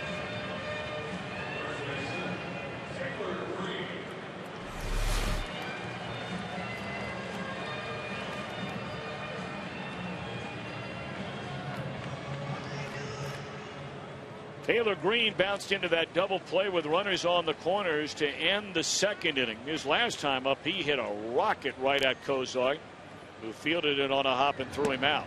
So twice has hit the ball quite hard, but right at Zach Kozar.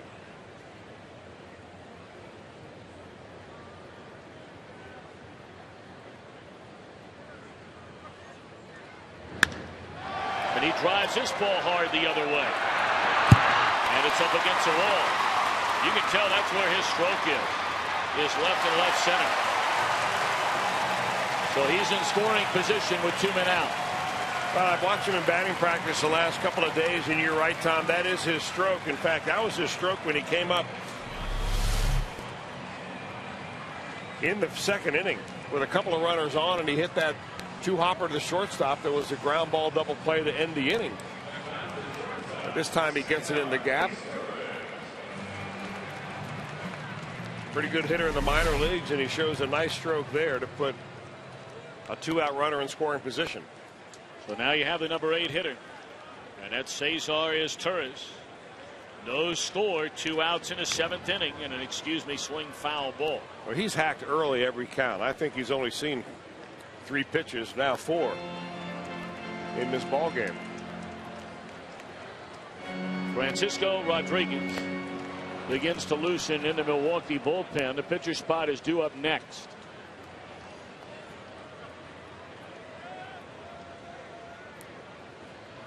Go ahead run at 2nd with 2 outs, and it's up and away to his Torres, and that's the 100th pitch of the night of the day for Johnny Cueto.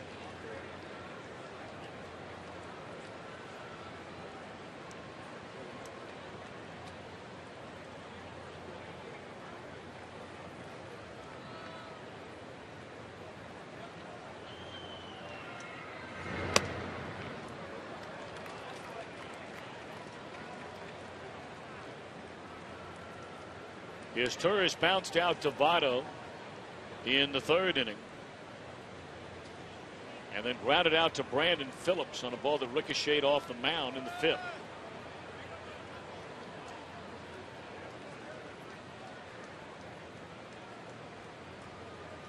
Two and 1 to Cesar Torres, and it's up and away, ball 3. We have George Gutaris on deck. Is Torres, very limited playing time up until the injury on the West Coast to Alex Gonzalez, their regular shortstop. There's Rodriguez. Is Torres just 7 of 34, and yet Cueto's fallen behind him. Good hitters count here. 3 and 1, and a ground ball to short. Kozar, and that'll take care of the Brewers in the 7th. Will Greinke come back out for the 8th? Decision time for Ron Renneke.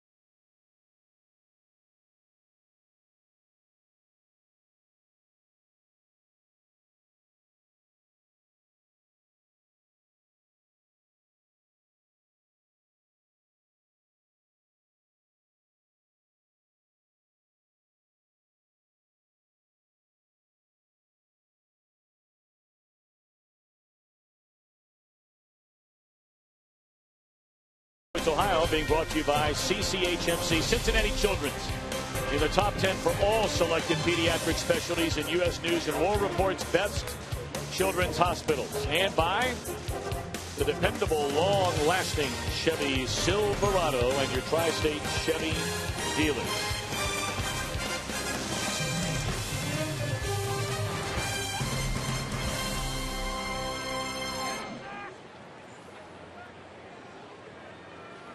Todd Frazier to lead off against Zach Greinke, who is back on the mound for the 8th inning. No score in the game. Pretty nice get ahead pitch right there. A 67-mile-an-hour curveball. No matter who you are, you step up to the plate against Zach Greinke, are you going to waste your at bat jumping after some little slow curveball to start it off with? You can throw that for a strike. You are way ahead of everything. Quickly 0-2 on Frazier, and he's gone on 3 pitches.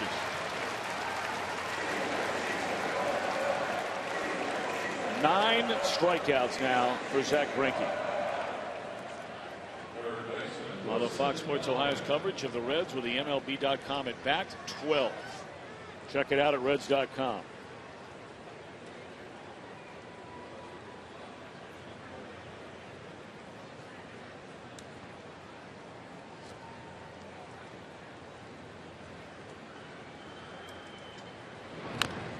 There's that first pitch breaking ball again. That one flipped up there at 68 and rolled foul by Valdez.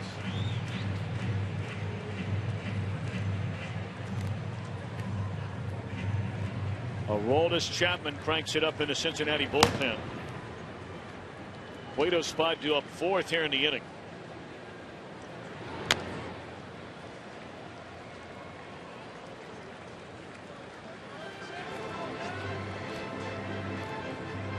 Johnny Cueto came in trailing only Ryan Dempster, and remember, Dempster missed 3 starts on the disabled list for the Cubs.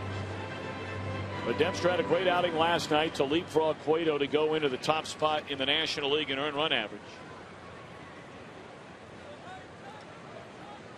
Cueto has not surrendered a run today in 7. He allowed 2 hits in the second, 2 hits in the third. Third inning was his only walk of the game. Went on a stretch of retiring 12 in a row before the 2-out double by Green in the 7th, but he got his Turris, leaving the go-ahead run at second base. There's just no chance.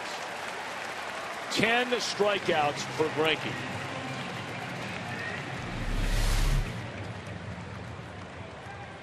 He struck out at least 1 in every inning except the second, when he got 3 quick pop-ups.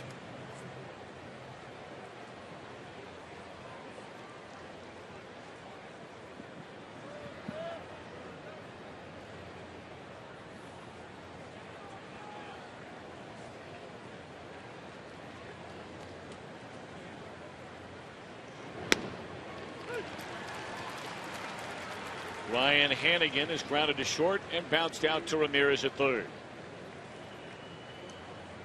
I don't think Greinke has thrown a pitch out of the strike zone in this inning. Struck out Frazier on 3 pitches. That's his first one right there.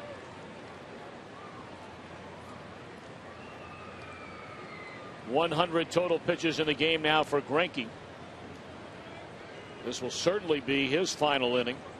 His spot due to lead off the bottom of this 8th inning. The question becomes, should Hannigan not reach? Is Chapman coming into this game? He's throwing like that, like he's coming into this game right now. Here comes a 2-1. That's a high strike, and Hannigan didn't like it. Yeah, Hannigan's got to be thinking, all right, you're going to call the low strike or the high strike, but don't call both.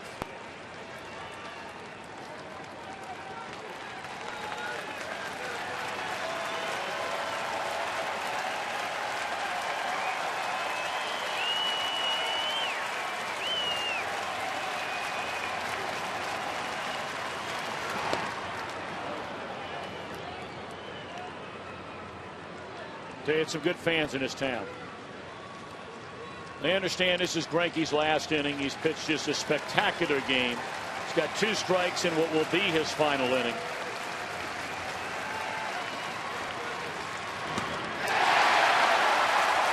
And they'll stand now.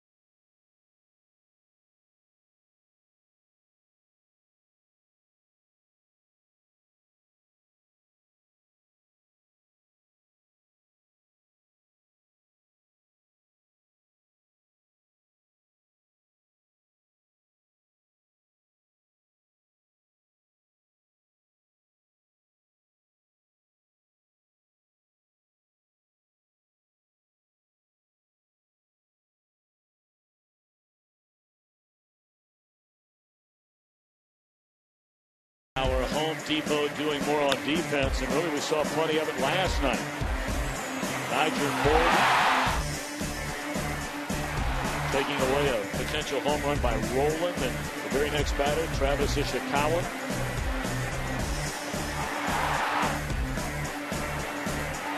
There's been a lot of great defense today with a spectacular pitching of both Johnny Cueto, who's now out of the game, giving way to Aroldis Chapman, and of course Zach Greinke, whose night is over.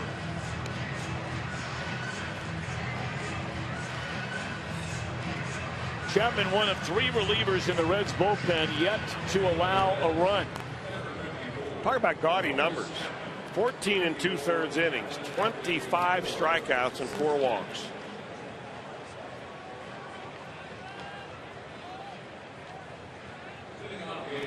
And he's not doing it only with the fastball. His fastball, I'm not so sure it's even reached 100 miles an hour so far this year, but that slider that he has thrown has become the great equalizer.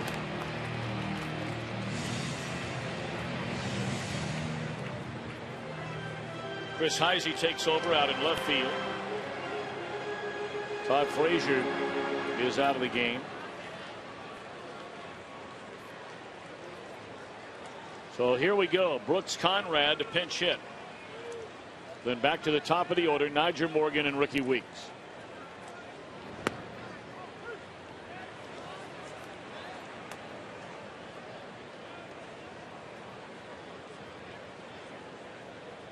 Conrad just brought up from the minor leagues. He was that guy. Yep, I know you're thinking about it. We talked about it Monday night. Who capped off that 7-run Atlanta 9th inning a couple of years ago, when the Braves rallied from 8 runs down to beat Francisco Cordero and the Reds at Turner Field.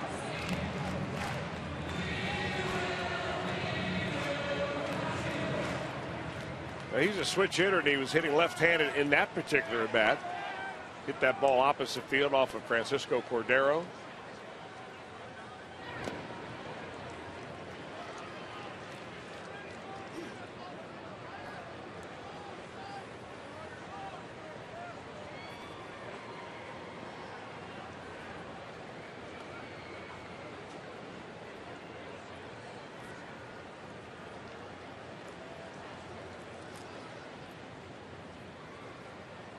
One and two now to Conrad. Fastball sails high.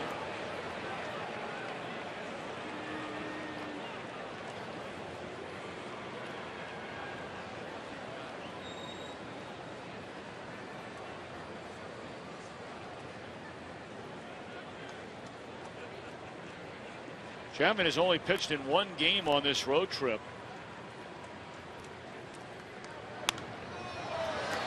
This one has popped up into foul territory and out of play.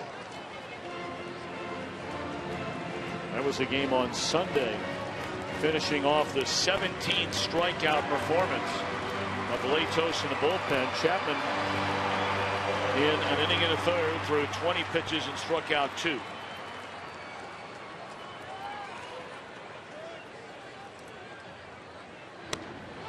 He's got a strikeout of Conrad to open up the bottom of the 8th.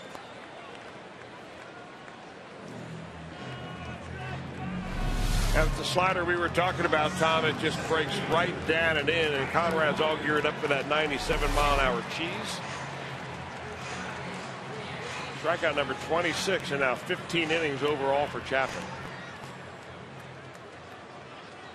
Now Nyjer Morgan back to the top of the order. Morgan has hit the ball very hard 3 times tonight.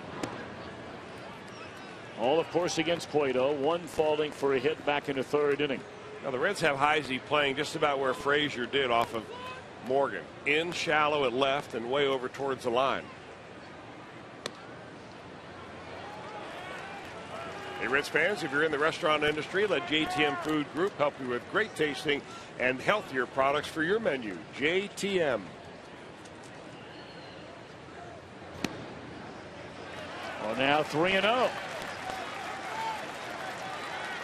This is what a guy who is the kind of player Morgan is. This is what you're supposed to do when you're facing a pitcher. Make him throw a strike late in the game.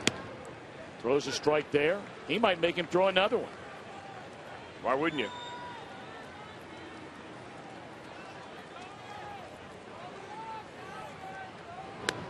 He did make him throw another one.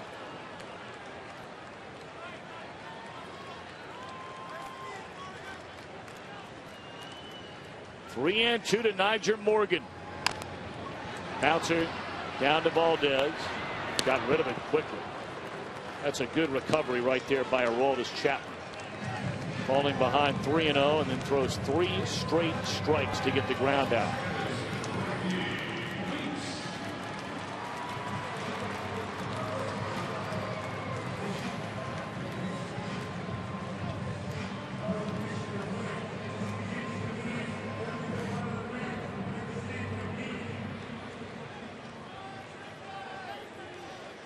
Now here's Weeks. Although having a very poor year, he has hurt the Reds many, many times. Chapman trying to make sure it doesn't happen here in the 8th. And a first pitch fastball, 100 miles per hour is strike 1.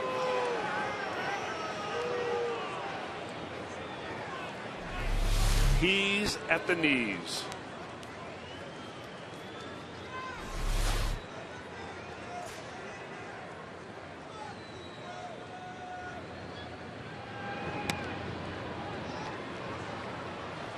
One ball and 1 strike. Yeah, we've seen this out of Chapman before, Tom, where he comes in, he faces the first couple of batters, and he's throwing anywhere from 94 to 96, maybe 97. Then he starts getting his groove in a little bit. And little by little, he gets that velocity up. By the radar gun here at Miller Park, 3 digits. Oh, mercy. Those other ones might have been 100. That one was 99, but because of the swing and a miss, that looked like it was 109. Holy mackerel. Well, now does he go gas again or try to put him away with a slider? Gas! 101! How about that at bat? Hundo, 99, Hundo plus uno.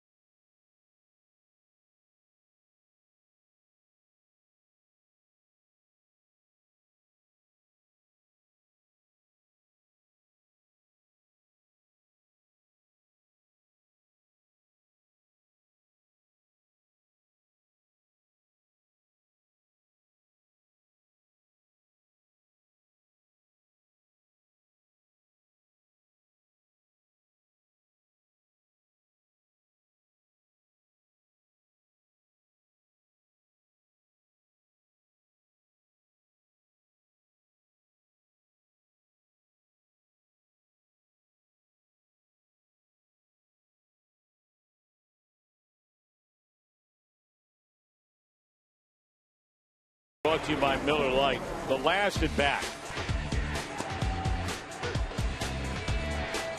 100, 99, and now let's dial it up. 101. Oh, man.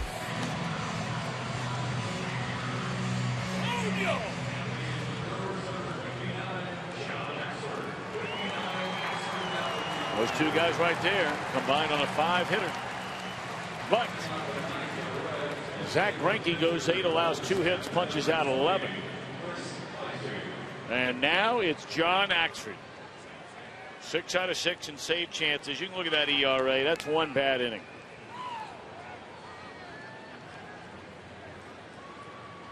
Obviously, it gives you an idea what Ron Renicky thinks of this game for his team at this particular point in time. I mean, they've got an outstanding setup man of their own in Francisco Rodriguez, and being here at home, they're bringing in the closer in the 9th inning. Chris Heisey bats for the first time.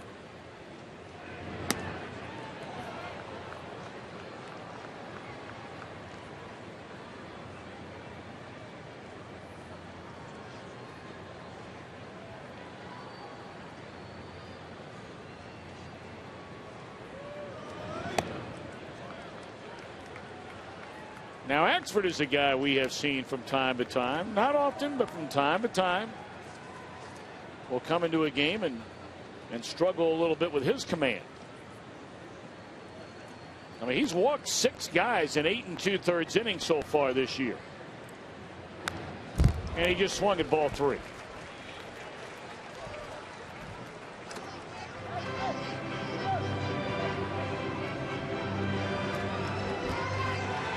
You know, somewhere in the Red scouting report, that number's in there. But this Axford is walking almost a batter per inning.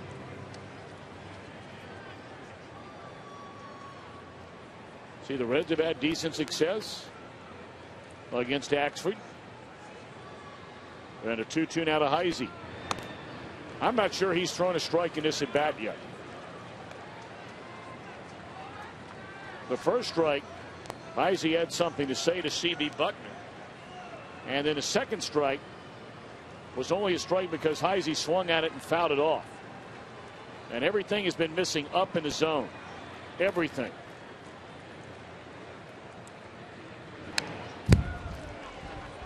That's just good old country hardball right there. Fouled away. Well, you got a high ball pitcher in Axford. He likes to throw the upper end of the strike zone and throw that fastball right by hitters around the letters. And then drop that curveball in from the same spot. That high pitch, especially the high end pitch, is the one that is favored by Chris Heisey.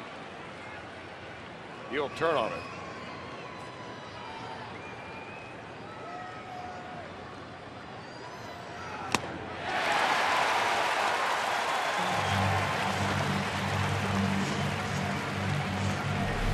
And he goes up and hard, but this time out and away, and Heisey pulls off, and Axford gets the first batter strikeout. That is 12 strikeouts for Milwaukee pitching, including 4 in a row.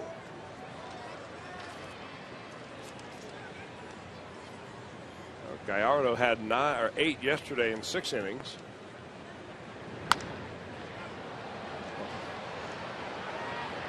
Swung on and fouled out of play by Cozart. That's strike 1.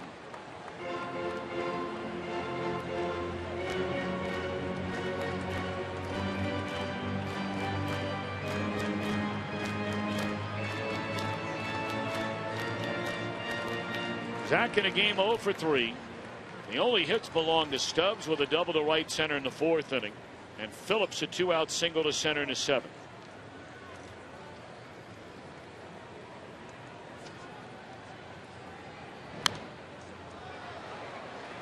Well, clearly he does not have a good feel for that breaking ball after missing high, and he's decided for the time being anyway, and it may not last up until this next pitch, to throw nothing but fastball.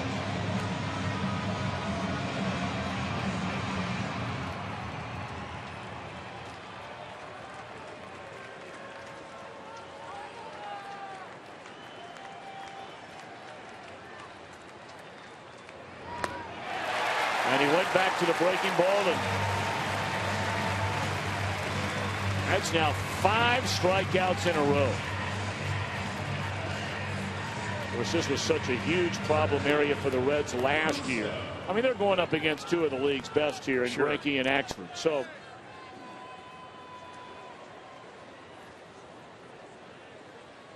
13 punch-outs. 11 by Greinke, back-to-back from Axford, and here's Stubbs. Boy, the Reds are up there hacking early and often. Hoping to give Votto a chance.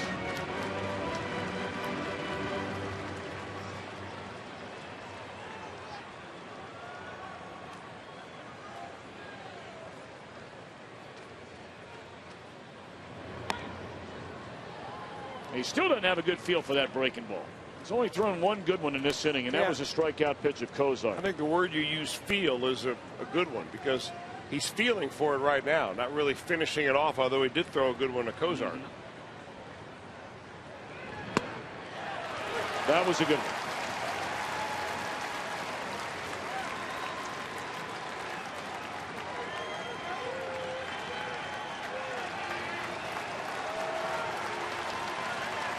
One and 2 to Drew Stubbs.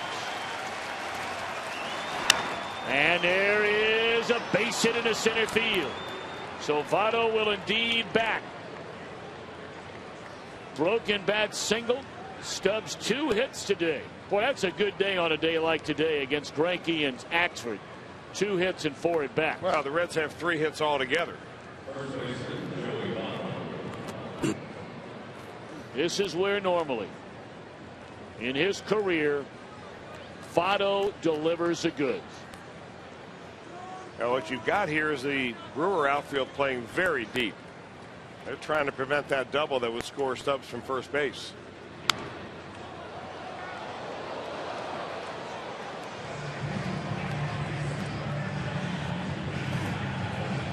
If you're thinking about a stolen base, maybe by Drew Stubbs at first. Axford's not all that bad, although last year 6 stolen bases, 2 throw 'em outs. This year he has yet to give up a stolen base. 0-1 to Joey Votto. And it is into right center field. Stubbs on his way to third. You got to bring it. You got to bring it. They're going to bring it. Here comes a throw. And the Reds have taken a 1-0 lead. On a bloop double by Votto, and there's a case where the defense played so deep in the outfield that it cost them a run by being so deep. You're exactly right there, and it was also somewhat of a foul up on the relay play that the Brewers had in place. Stubbs just gets enough of this ball to get over the second baseman Weeks. Weeks leaps for it, but he can't get it, and now it's going to get into that right field grass and just kind of die out there. Corey Hart comes in and throws, but that relay kind of goes to second base a little bit offline. Mark Berry scores Stubbs, no throw to the plate, and the only run of the ball game so far. How many times does Votto deliver? Now, granted, you have a guy that runs like a gazelle out there at first base. He's one of the few guys in the league that score on that ball. But you begin to run all day long. 2 hits, 13 punch outs, 2 outs here in the ninth. Stubbs a 2-out single and races in on a double by Votto. And now Sean Marshall begins to throw in the Reds bullpen. Brandon Phillips trying to add to this 1-0 lead behind 0-2.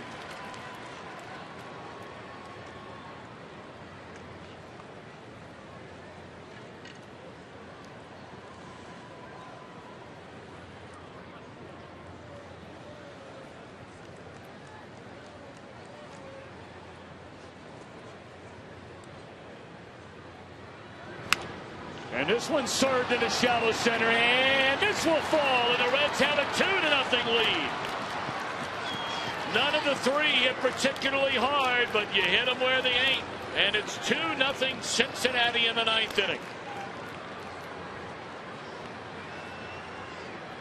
What a big hit by Phillips. Boy, this looks like almost an intentional half swing by Brandon Phillips right there. fooled on the breaking ball, flips his bat out there, finds some no man land, and Reds score another one without a throw to the plate.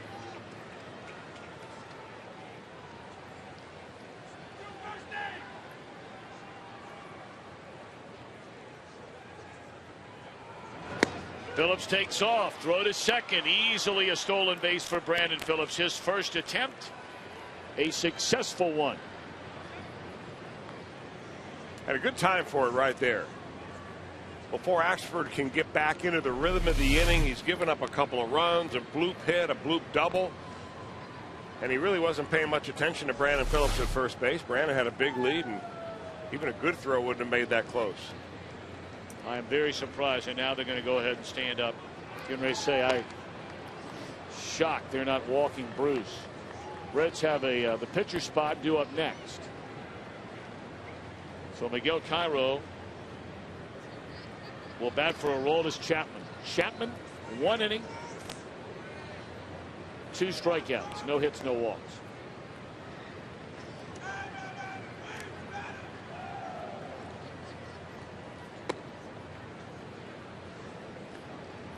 Now the two guys that you see right there, Johnny Cueto, Aroldis Chapman. 8 innings of shutout baseball so far.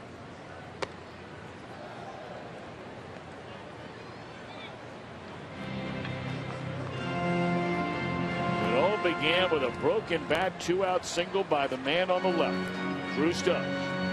Fastest Red, one of the fastest 3, 4, 5 players in the game. And with the defense so deep in the outfield, Votto lifts one barely over the second baseman's head that just rolls and rolls and rolls. And Stubbs comes rolling into home. Votto then scores on a hit by Phillips. And now you can throw a serious dagger into the Brewer faithful with a base hit right here. Miguel Cairo batting. Strike one.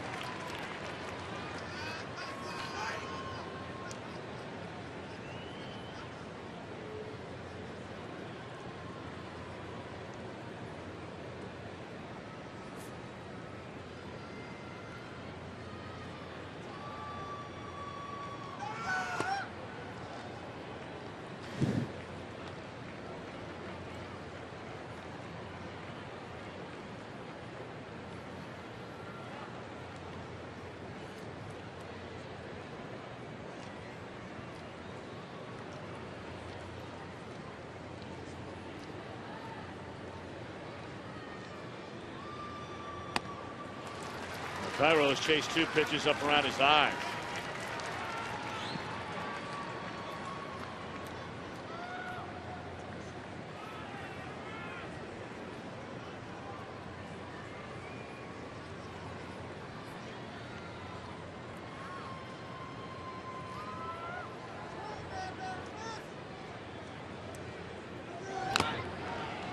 Well, that one got a chunk of LaCroix somewhere. Could hear it all the way up here.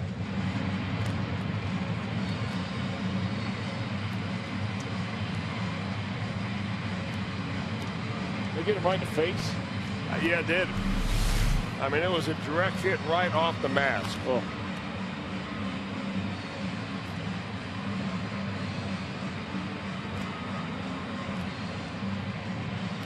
It also got his wrist. The top of his hand, it hit his mask, knocked his mask almost off. Wow. Then went down and hit his back of his throwing hand. Those guys are so tough. Those catchers. You take foul balls off your wrist, off your face, your ankle, your knee. Yeah, they've got some gear on back there. It is just amazing, though, night in and night out. There'll be 3 or 4 of those. Back in the lineup the next day.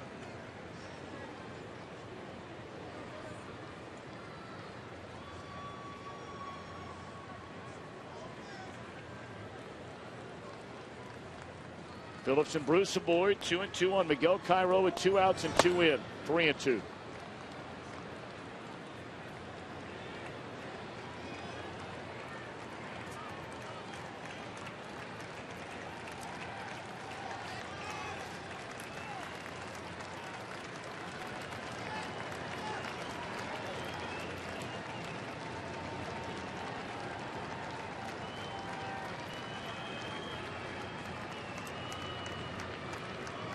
Runners go on a 3-2 delivery to Cairo. Do it again.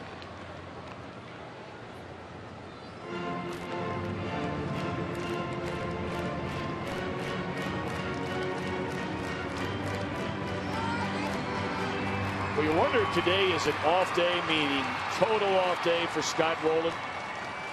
Bring it up because you have Valdez on deck. Now, granted, Rowland's not swinging the bat well. Although he had a good night last night. Yes, he did. But he doesn't look like he's preparing himself right now for a pinch hit appearance. Should we get there? 3-2 again. We're not going to get there, it doesn't look like. But what a breakthrough. 2 outs, nobody on. And the Reds scored twice. Ryan Braun to lead it off. Cueto and Chapman, the front 8, and now Marshall for the 9th.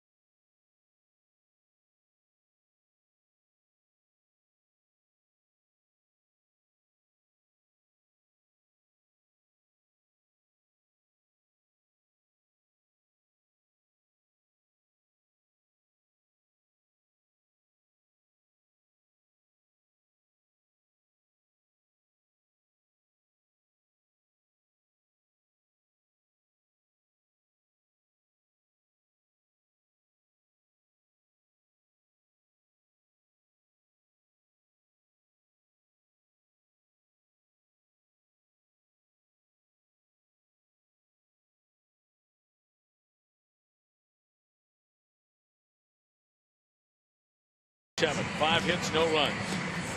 Aroldis Chapman electrifying. 1 inning, couple of strikeouts, and then the offense finally came alive. They did knock the cover off the ball, but 3 straight hits. Stubbs, who scored on a double by Votto. He scored on a bloop single to center by Brandon Phillips. 2-0 as Sean Marshall now tries to nail it down. Chapman would pick up the win. Marshall is 5 of 6 in save opportunity. Well, he had 5 saves last year for the Chicago Cubs. He's got 5 so far this year. He's got a 2-run cushion to work with and the middle of the lineup to face. Braun, Ramirez, Hart. This is one of those situations where fans really get fired up saying at home, and you know what, quite honestly, and it's nothing against Marshall, it's nothing against anybody, where you know what they're saying. Why in the world you said don't leave Chapman in this world of specialization that we have in baseball now today, where you have a designated closer and a designated setup guy and a designated long guy. That's just the way the game is right now. I don't think there's a perfect answer for that. No.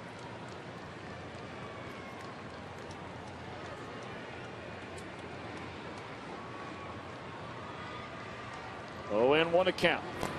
But it belongs to Marshall now. Now, what you do know is that what you had with Aroldis Chapman was he was coming in throwing the ball 101 miles an hour. And what you've seen with Sean Marshall is that he's 5 for 6 in save opportunities. Pretty good. Only blew the 1 save. Of course, that was against the Giants as they were going for the sweep on that Thursday afternoon game. And Angel Pagan. What did that start? A 21-game hitting streak for Pagan? It did.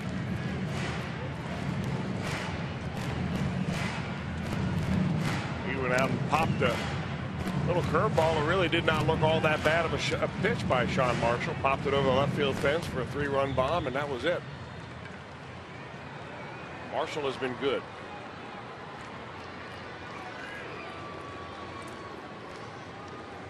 Marshall ahead of Ryan Braun, 1-2. Not sure where that got him. He fouled it off.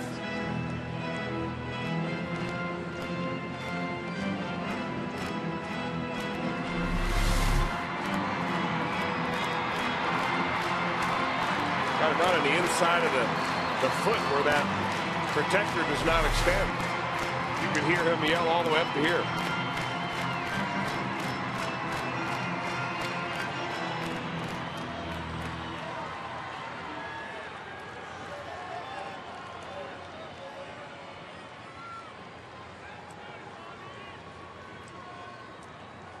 One ball and 2 strikes.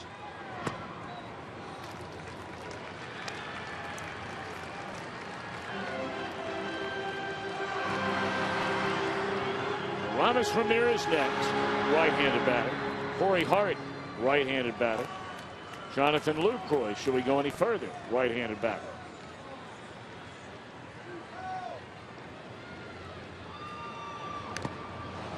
In and out of the middle, Hannigan to stay around. Well, none of the guys you just mentioned, scheduled hitters, have really had all that much success against Sean Marshall. Corey Hart, 3 for 10, no damage. Aroldis Ramirez, former teammate, he's never faced him except maybe in an inter-squad game.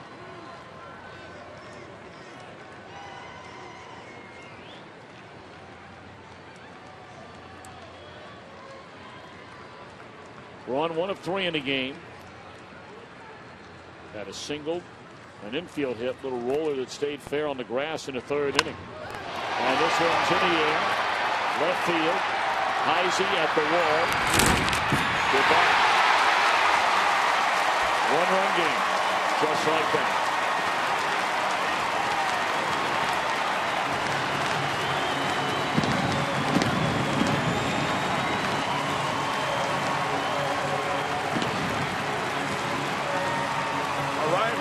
So good at spoiling pitches until he finally gets one he can handle. He saw a lot of breaking balls, a lot of those curveballs from Sean Marshall in this at bat. Marshall finally got one about waist high to him, and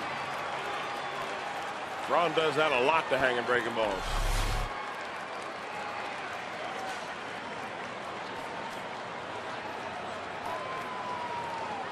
So a 1-run ball game, and now Aroldis Ramirez. He doubled to left in the 2nd inning, grounded to short with the bases loaded, ending the 3rd. Well, he gave the Reds a scare that last at bat. A drive deep into right center field that was caught in front of the wall by Jay Bruce. Yeah, he's flying open now. You saw Brian Hannigan point to his own shoulder, saying, "Hey, Sean, keep your shoulder in here. You're flying open. We've got to have you finish those pitches, and you don't finish them when you fly open too soon." Got to wonder what the Reds think about getting Logan Ondrusek, somebody like that, ready down in that bullpen. I think what we've seen of Ondrusek is he's more than capable of one day becoming an well, there he is, becoming an outstanding closer.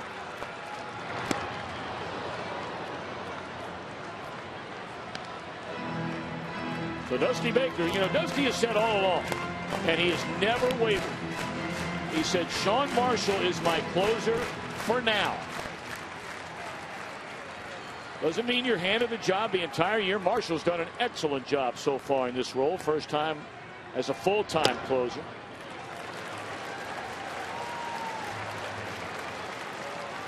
But it's not like you don't have options on a day when maybe you don't have it. Unfortunately, you don't know if a guy has it or not until sometimes it's too late. Yes. Big pitch right here. Got him swinging. 1 out in the 9th. I stayed with the fastball right there, and he's got good run to his fastball. Sean Marshall does. He just runs that down and away from Aroldis Ramirez. Even if Ramirez hits that ball, not much damage.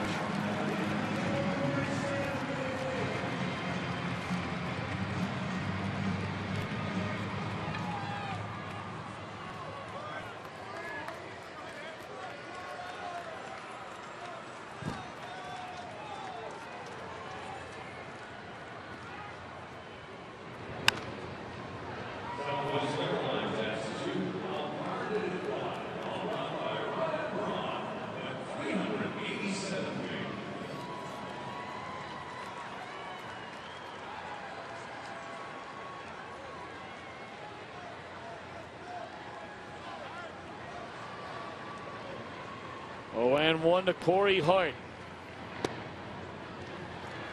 Hart today is grounded out to third. Popped up to short right. And looked at strike 3 against Cueto in the 7th. 6 consecutive multi-hit games for Ryan Braun against the Reds going back to last September.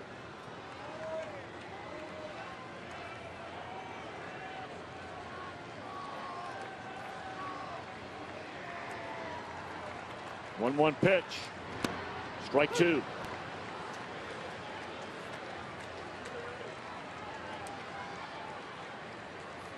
You think he's guessing breaking ball? You take a fastball right down Broadway? What do you think? Do I have to explain it? Any clearer than that? No. Here's a 1-2 pitch. There's that breaking ball. And if you throw it right there, it's awfully tough to keep fair. Unless you swing almost straight up on it. Keep your hands inside, and that's not the kind of swing that Corey Hart has. Wilson Valdez right on the line.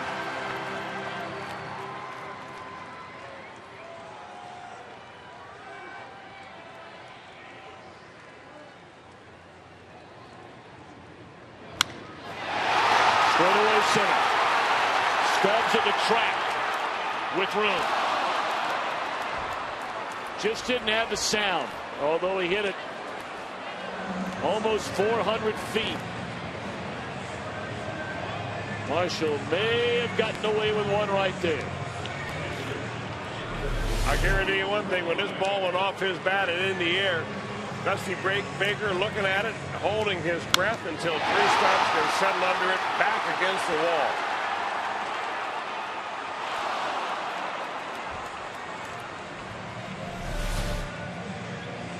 That's drama.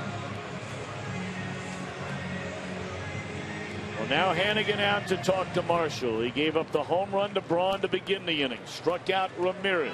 The long take your breath away fly ball by Hart. 1-run lead, but 1 out to go.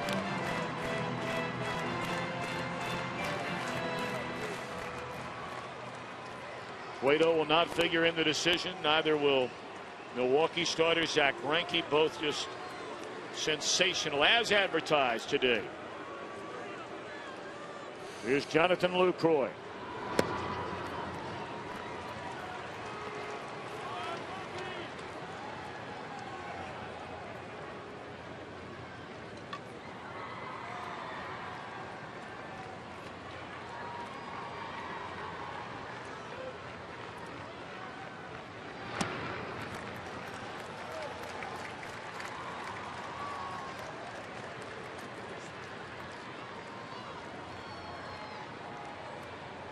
Lucroy has 2 home runs this year.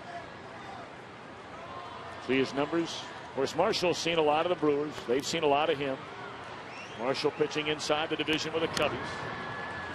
And he has fallen behind 3-0 to Jonathan Lucroy. Well, you have a left-handed batter and Green due up next. Andrusik is ready if needed in the bullpen.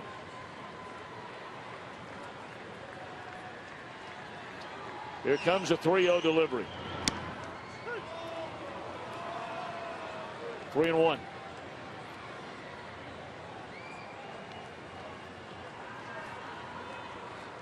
Reds trying to win the series, but they need one more out.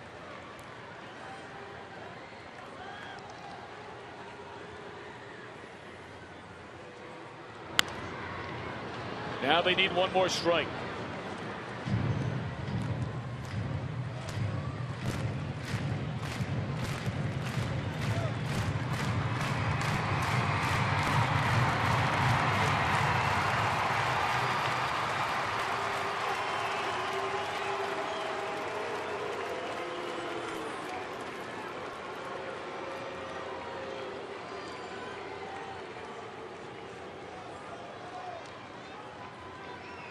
Payoff pitch. We'll try it once more.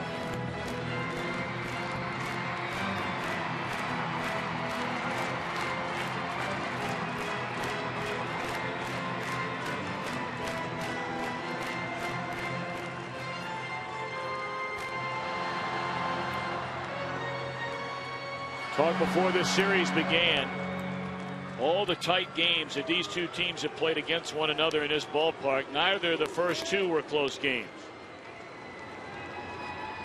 3-2. And again, Lucroy able to foul it off.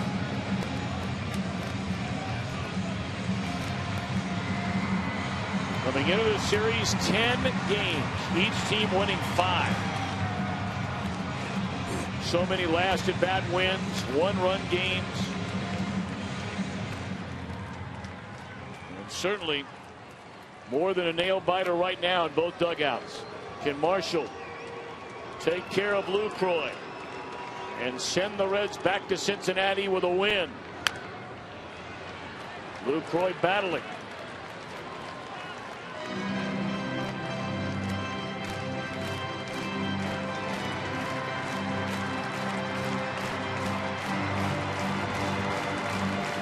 Reds trying to make it 6 consecutive series without a series loss.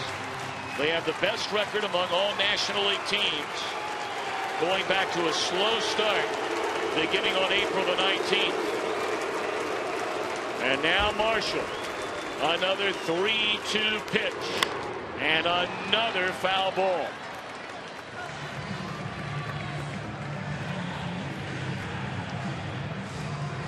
Ten pitches in this at bat. Marshall v. Lucroy. Cueto's 7 shutout innings, sending his ERA to 1.1 on the year. Greinke punched out 11 in 8 shutout innings. Reds got 2 in the 9th. Brewers 1 in the bottom of the 9th. 1 out away is Marshall. There will be a 12th pitch.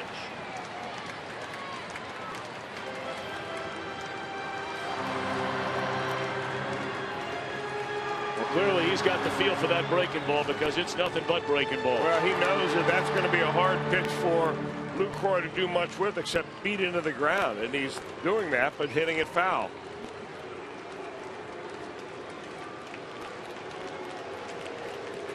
Last 2 base hits Lucroy has had last couple of nights have come off the fastball. He just jabs him right up the middle.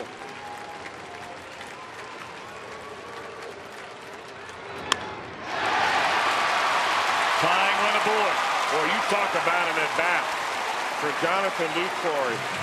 Somebody who earned a base hit. You're looking at him right there. We brought up earlier. This guy's a nice player. He is.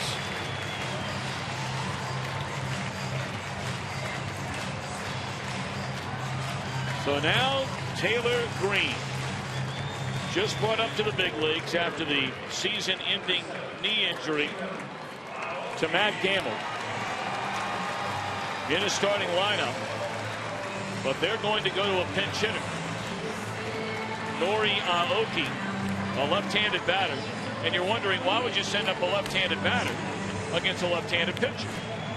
Well, Ron Renicky calls him his left-handed bat off the bench against left-handed pitching.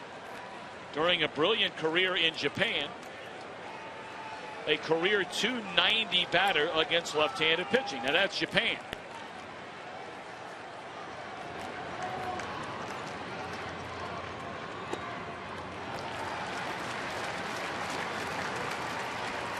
Edwin Masonette is running at first base for Lucroy.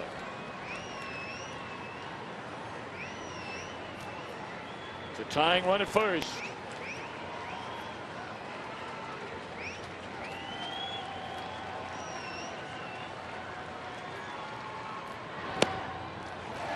Well, it's a pitch all night long. C.B. Buckner's called a strike on both sides. And all of a sudden it's a ball.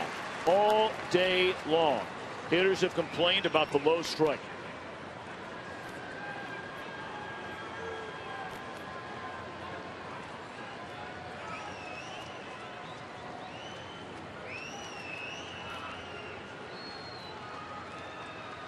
Two-0 pitch. 3-0.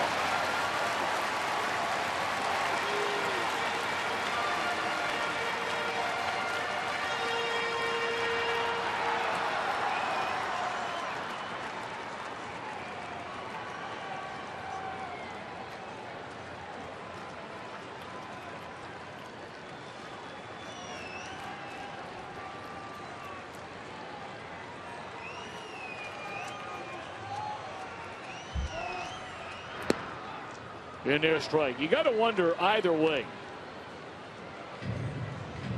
This will be the 34th pitch in this inning for Sean Marshall.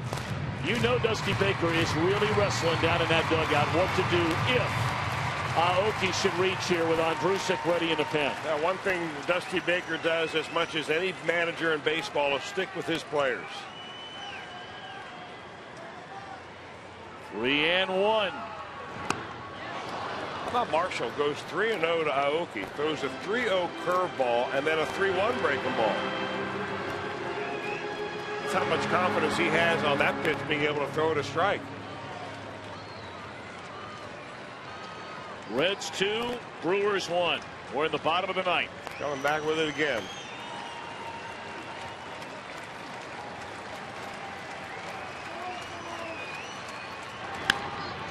Served into shallow left. Base hit.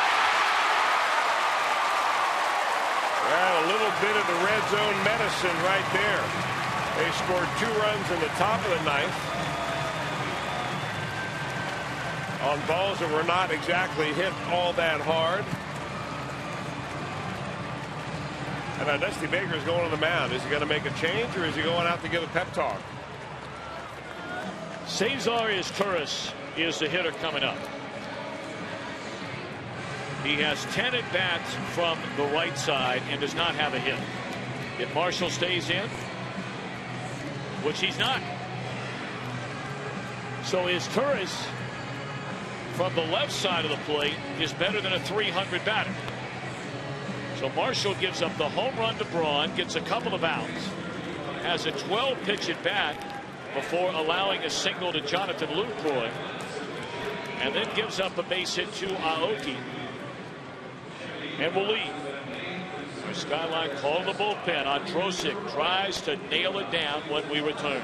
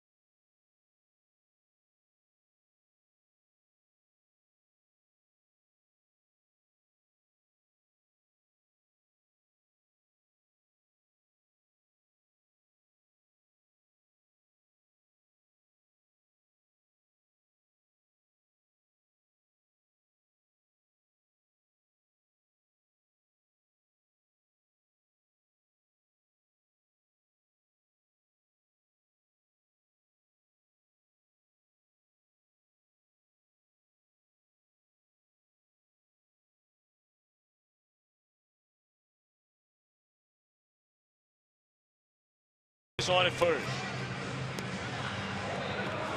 Reds with a 2-1 lead, 2 outs here in the bottom of the ninth. This Reds bullpen the best in the National League so far this season. #1 in ERA, #1 in opponents batting average, #2 in strikeouts. Logan Andrusik, one of 3 pitchers in that bullpen to have not allowed a run all year long. He has never had a major league save. He's throwing better and better every year that we see him in his 3rd year, now 27 years old. Last time we saw him, he was dialing it up to 97. Well, now the 27-year-old from Shiner, Texas, trying to get the final out. Reds scored 2 runs in the top of the 9th inning, as George Gutaris is now batting for Izturis.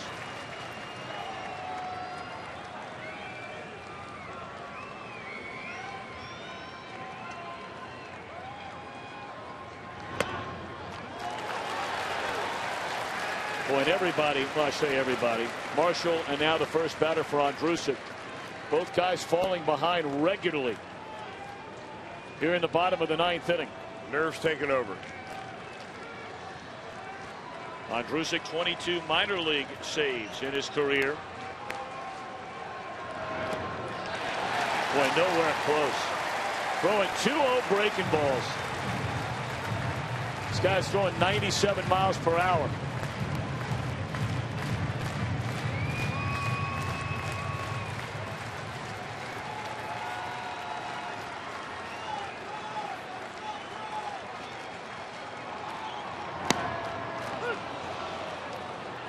Three and one.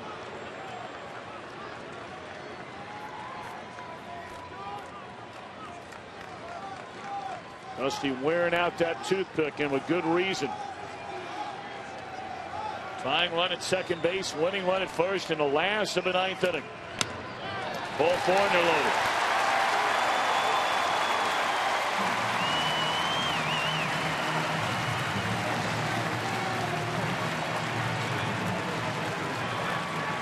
So here comes Travis Ishikawa.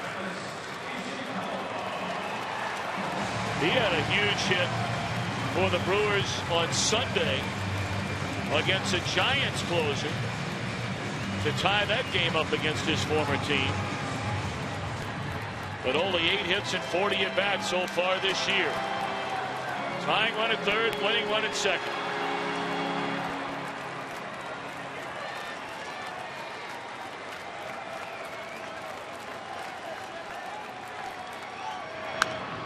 In the air on the first pitch. Oh, ducked it. And that is that.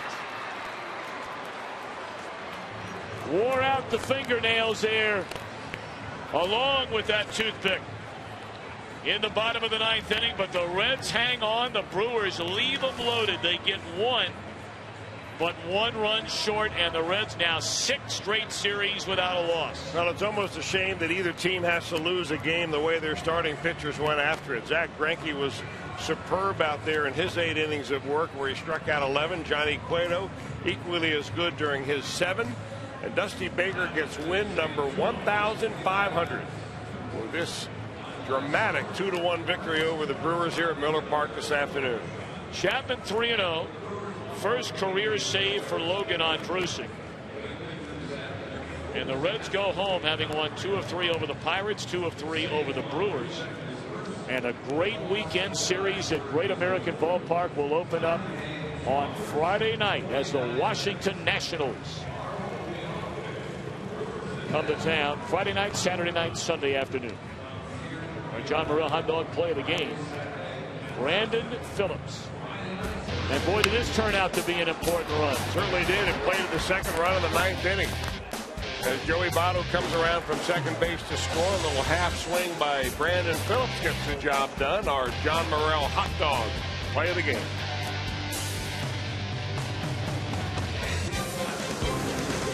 Reds live right around the corner.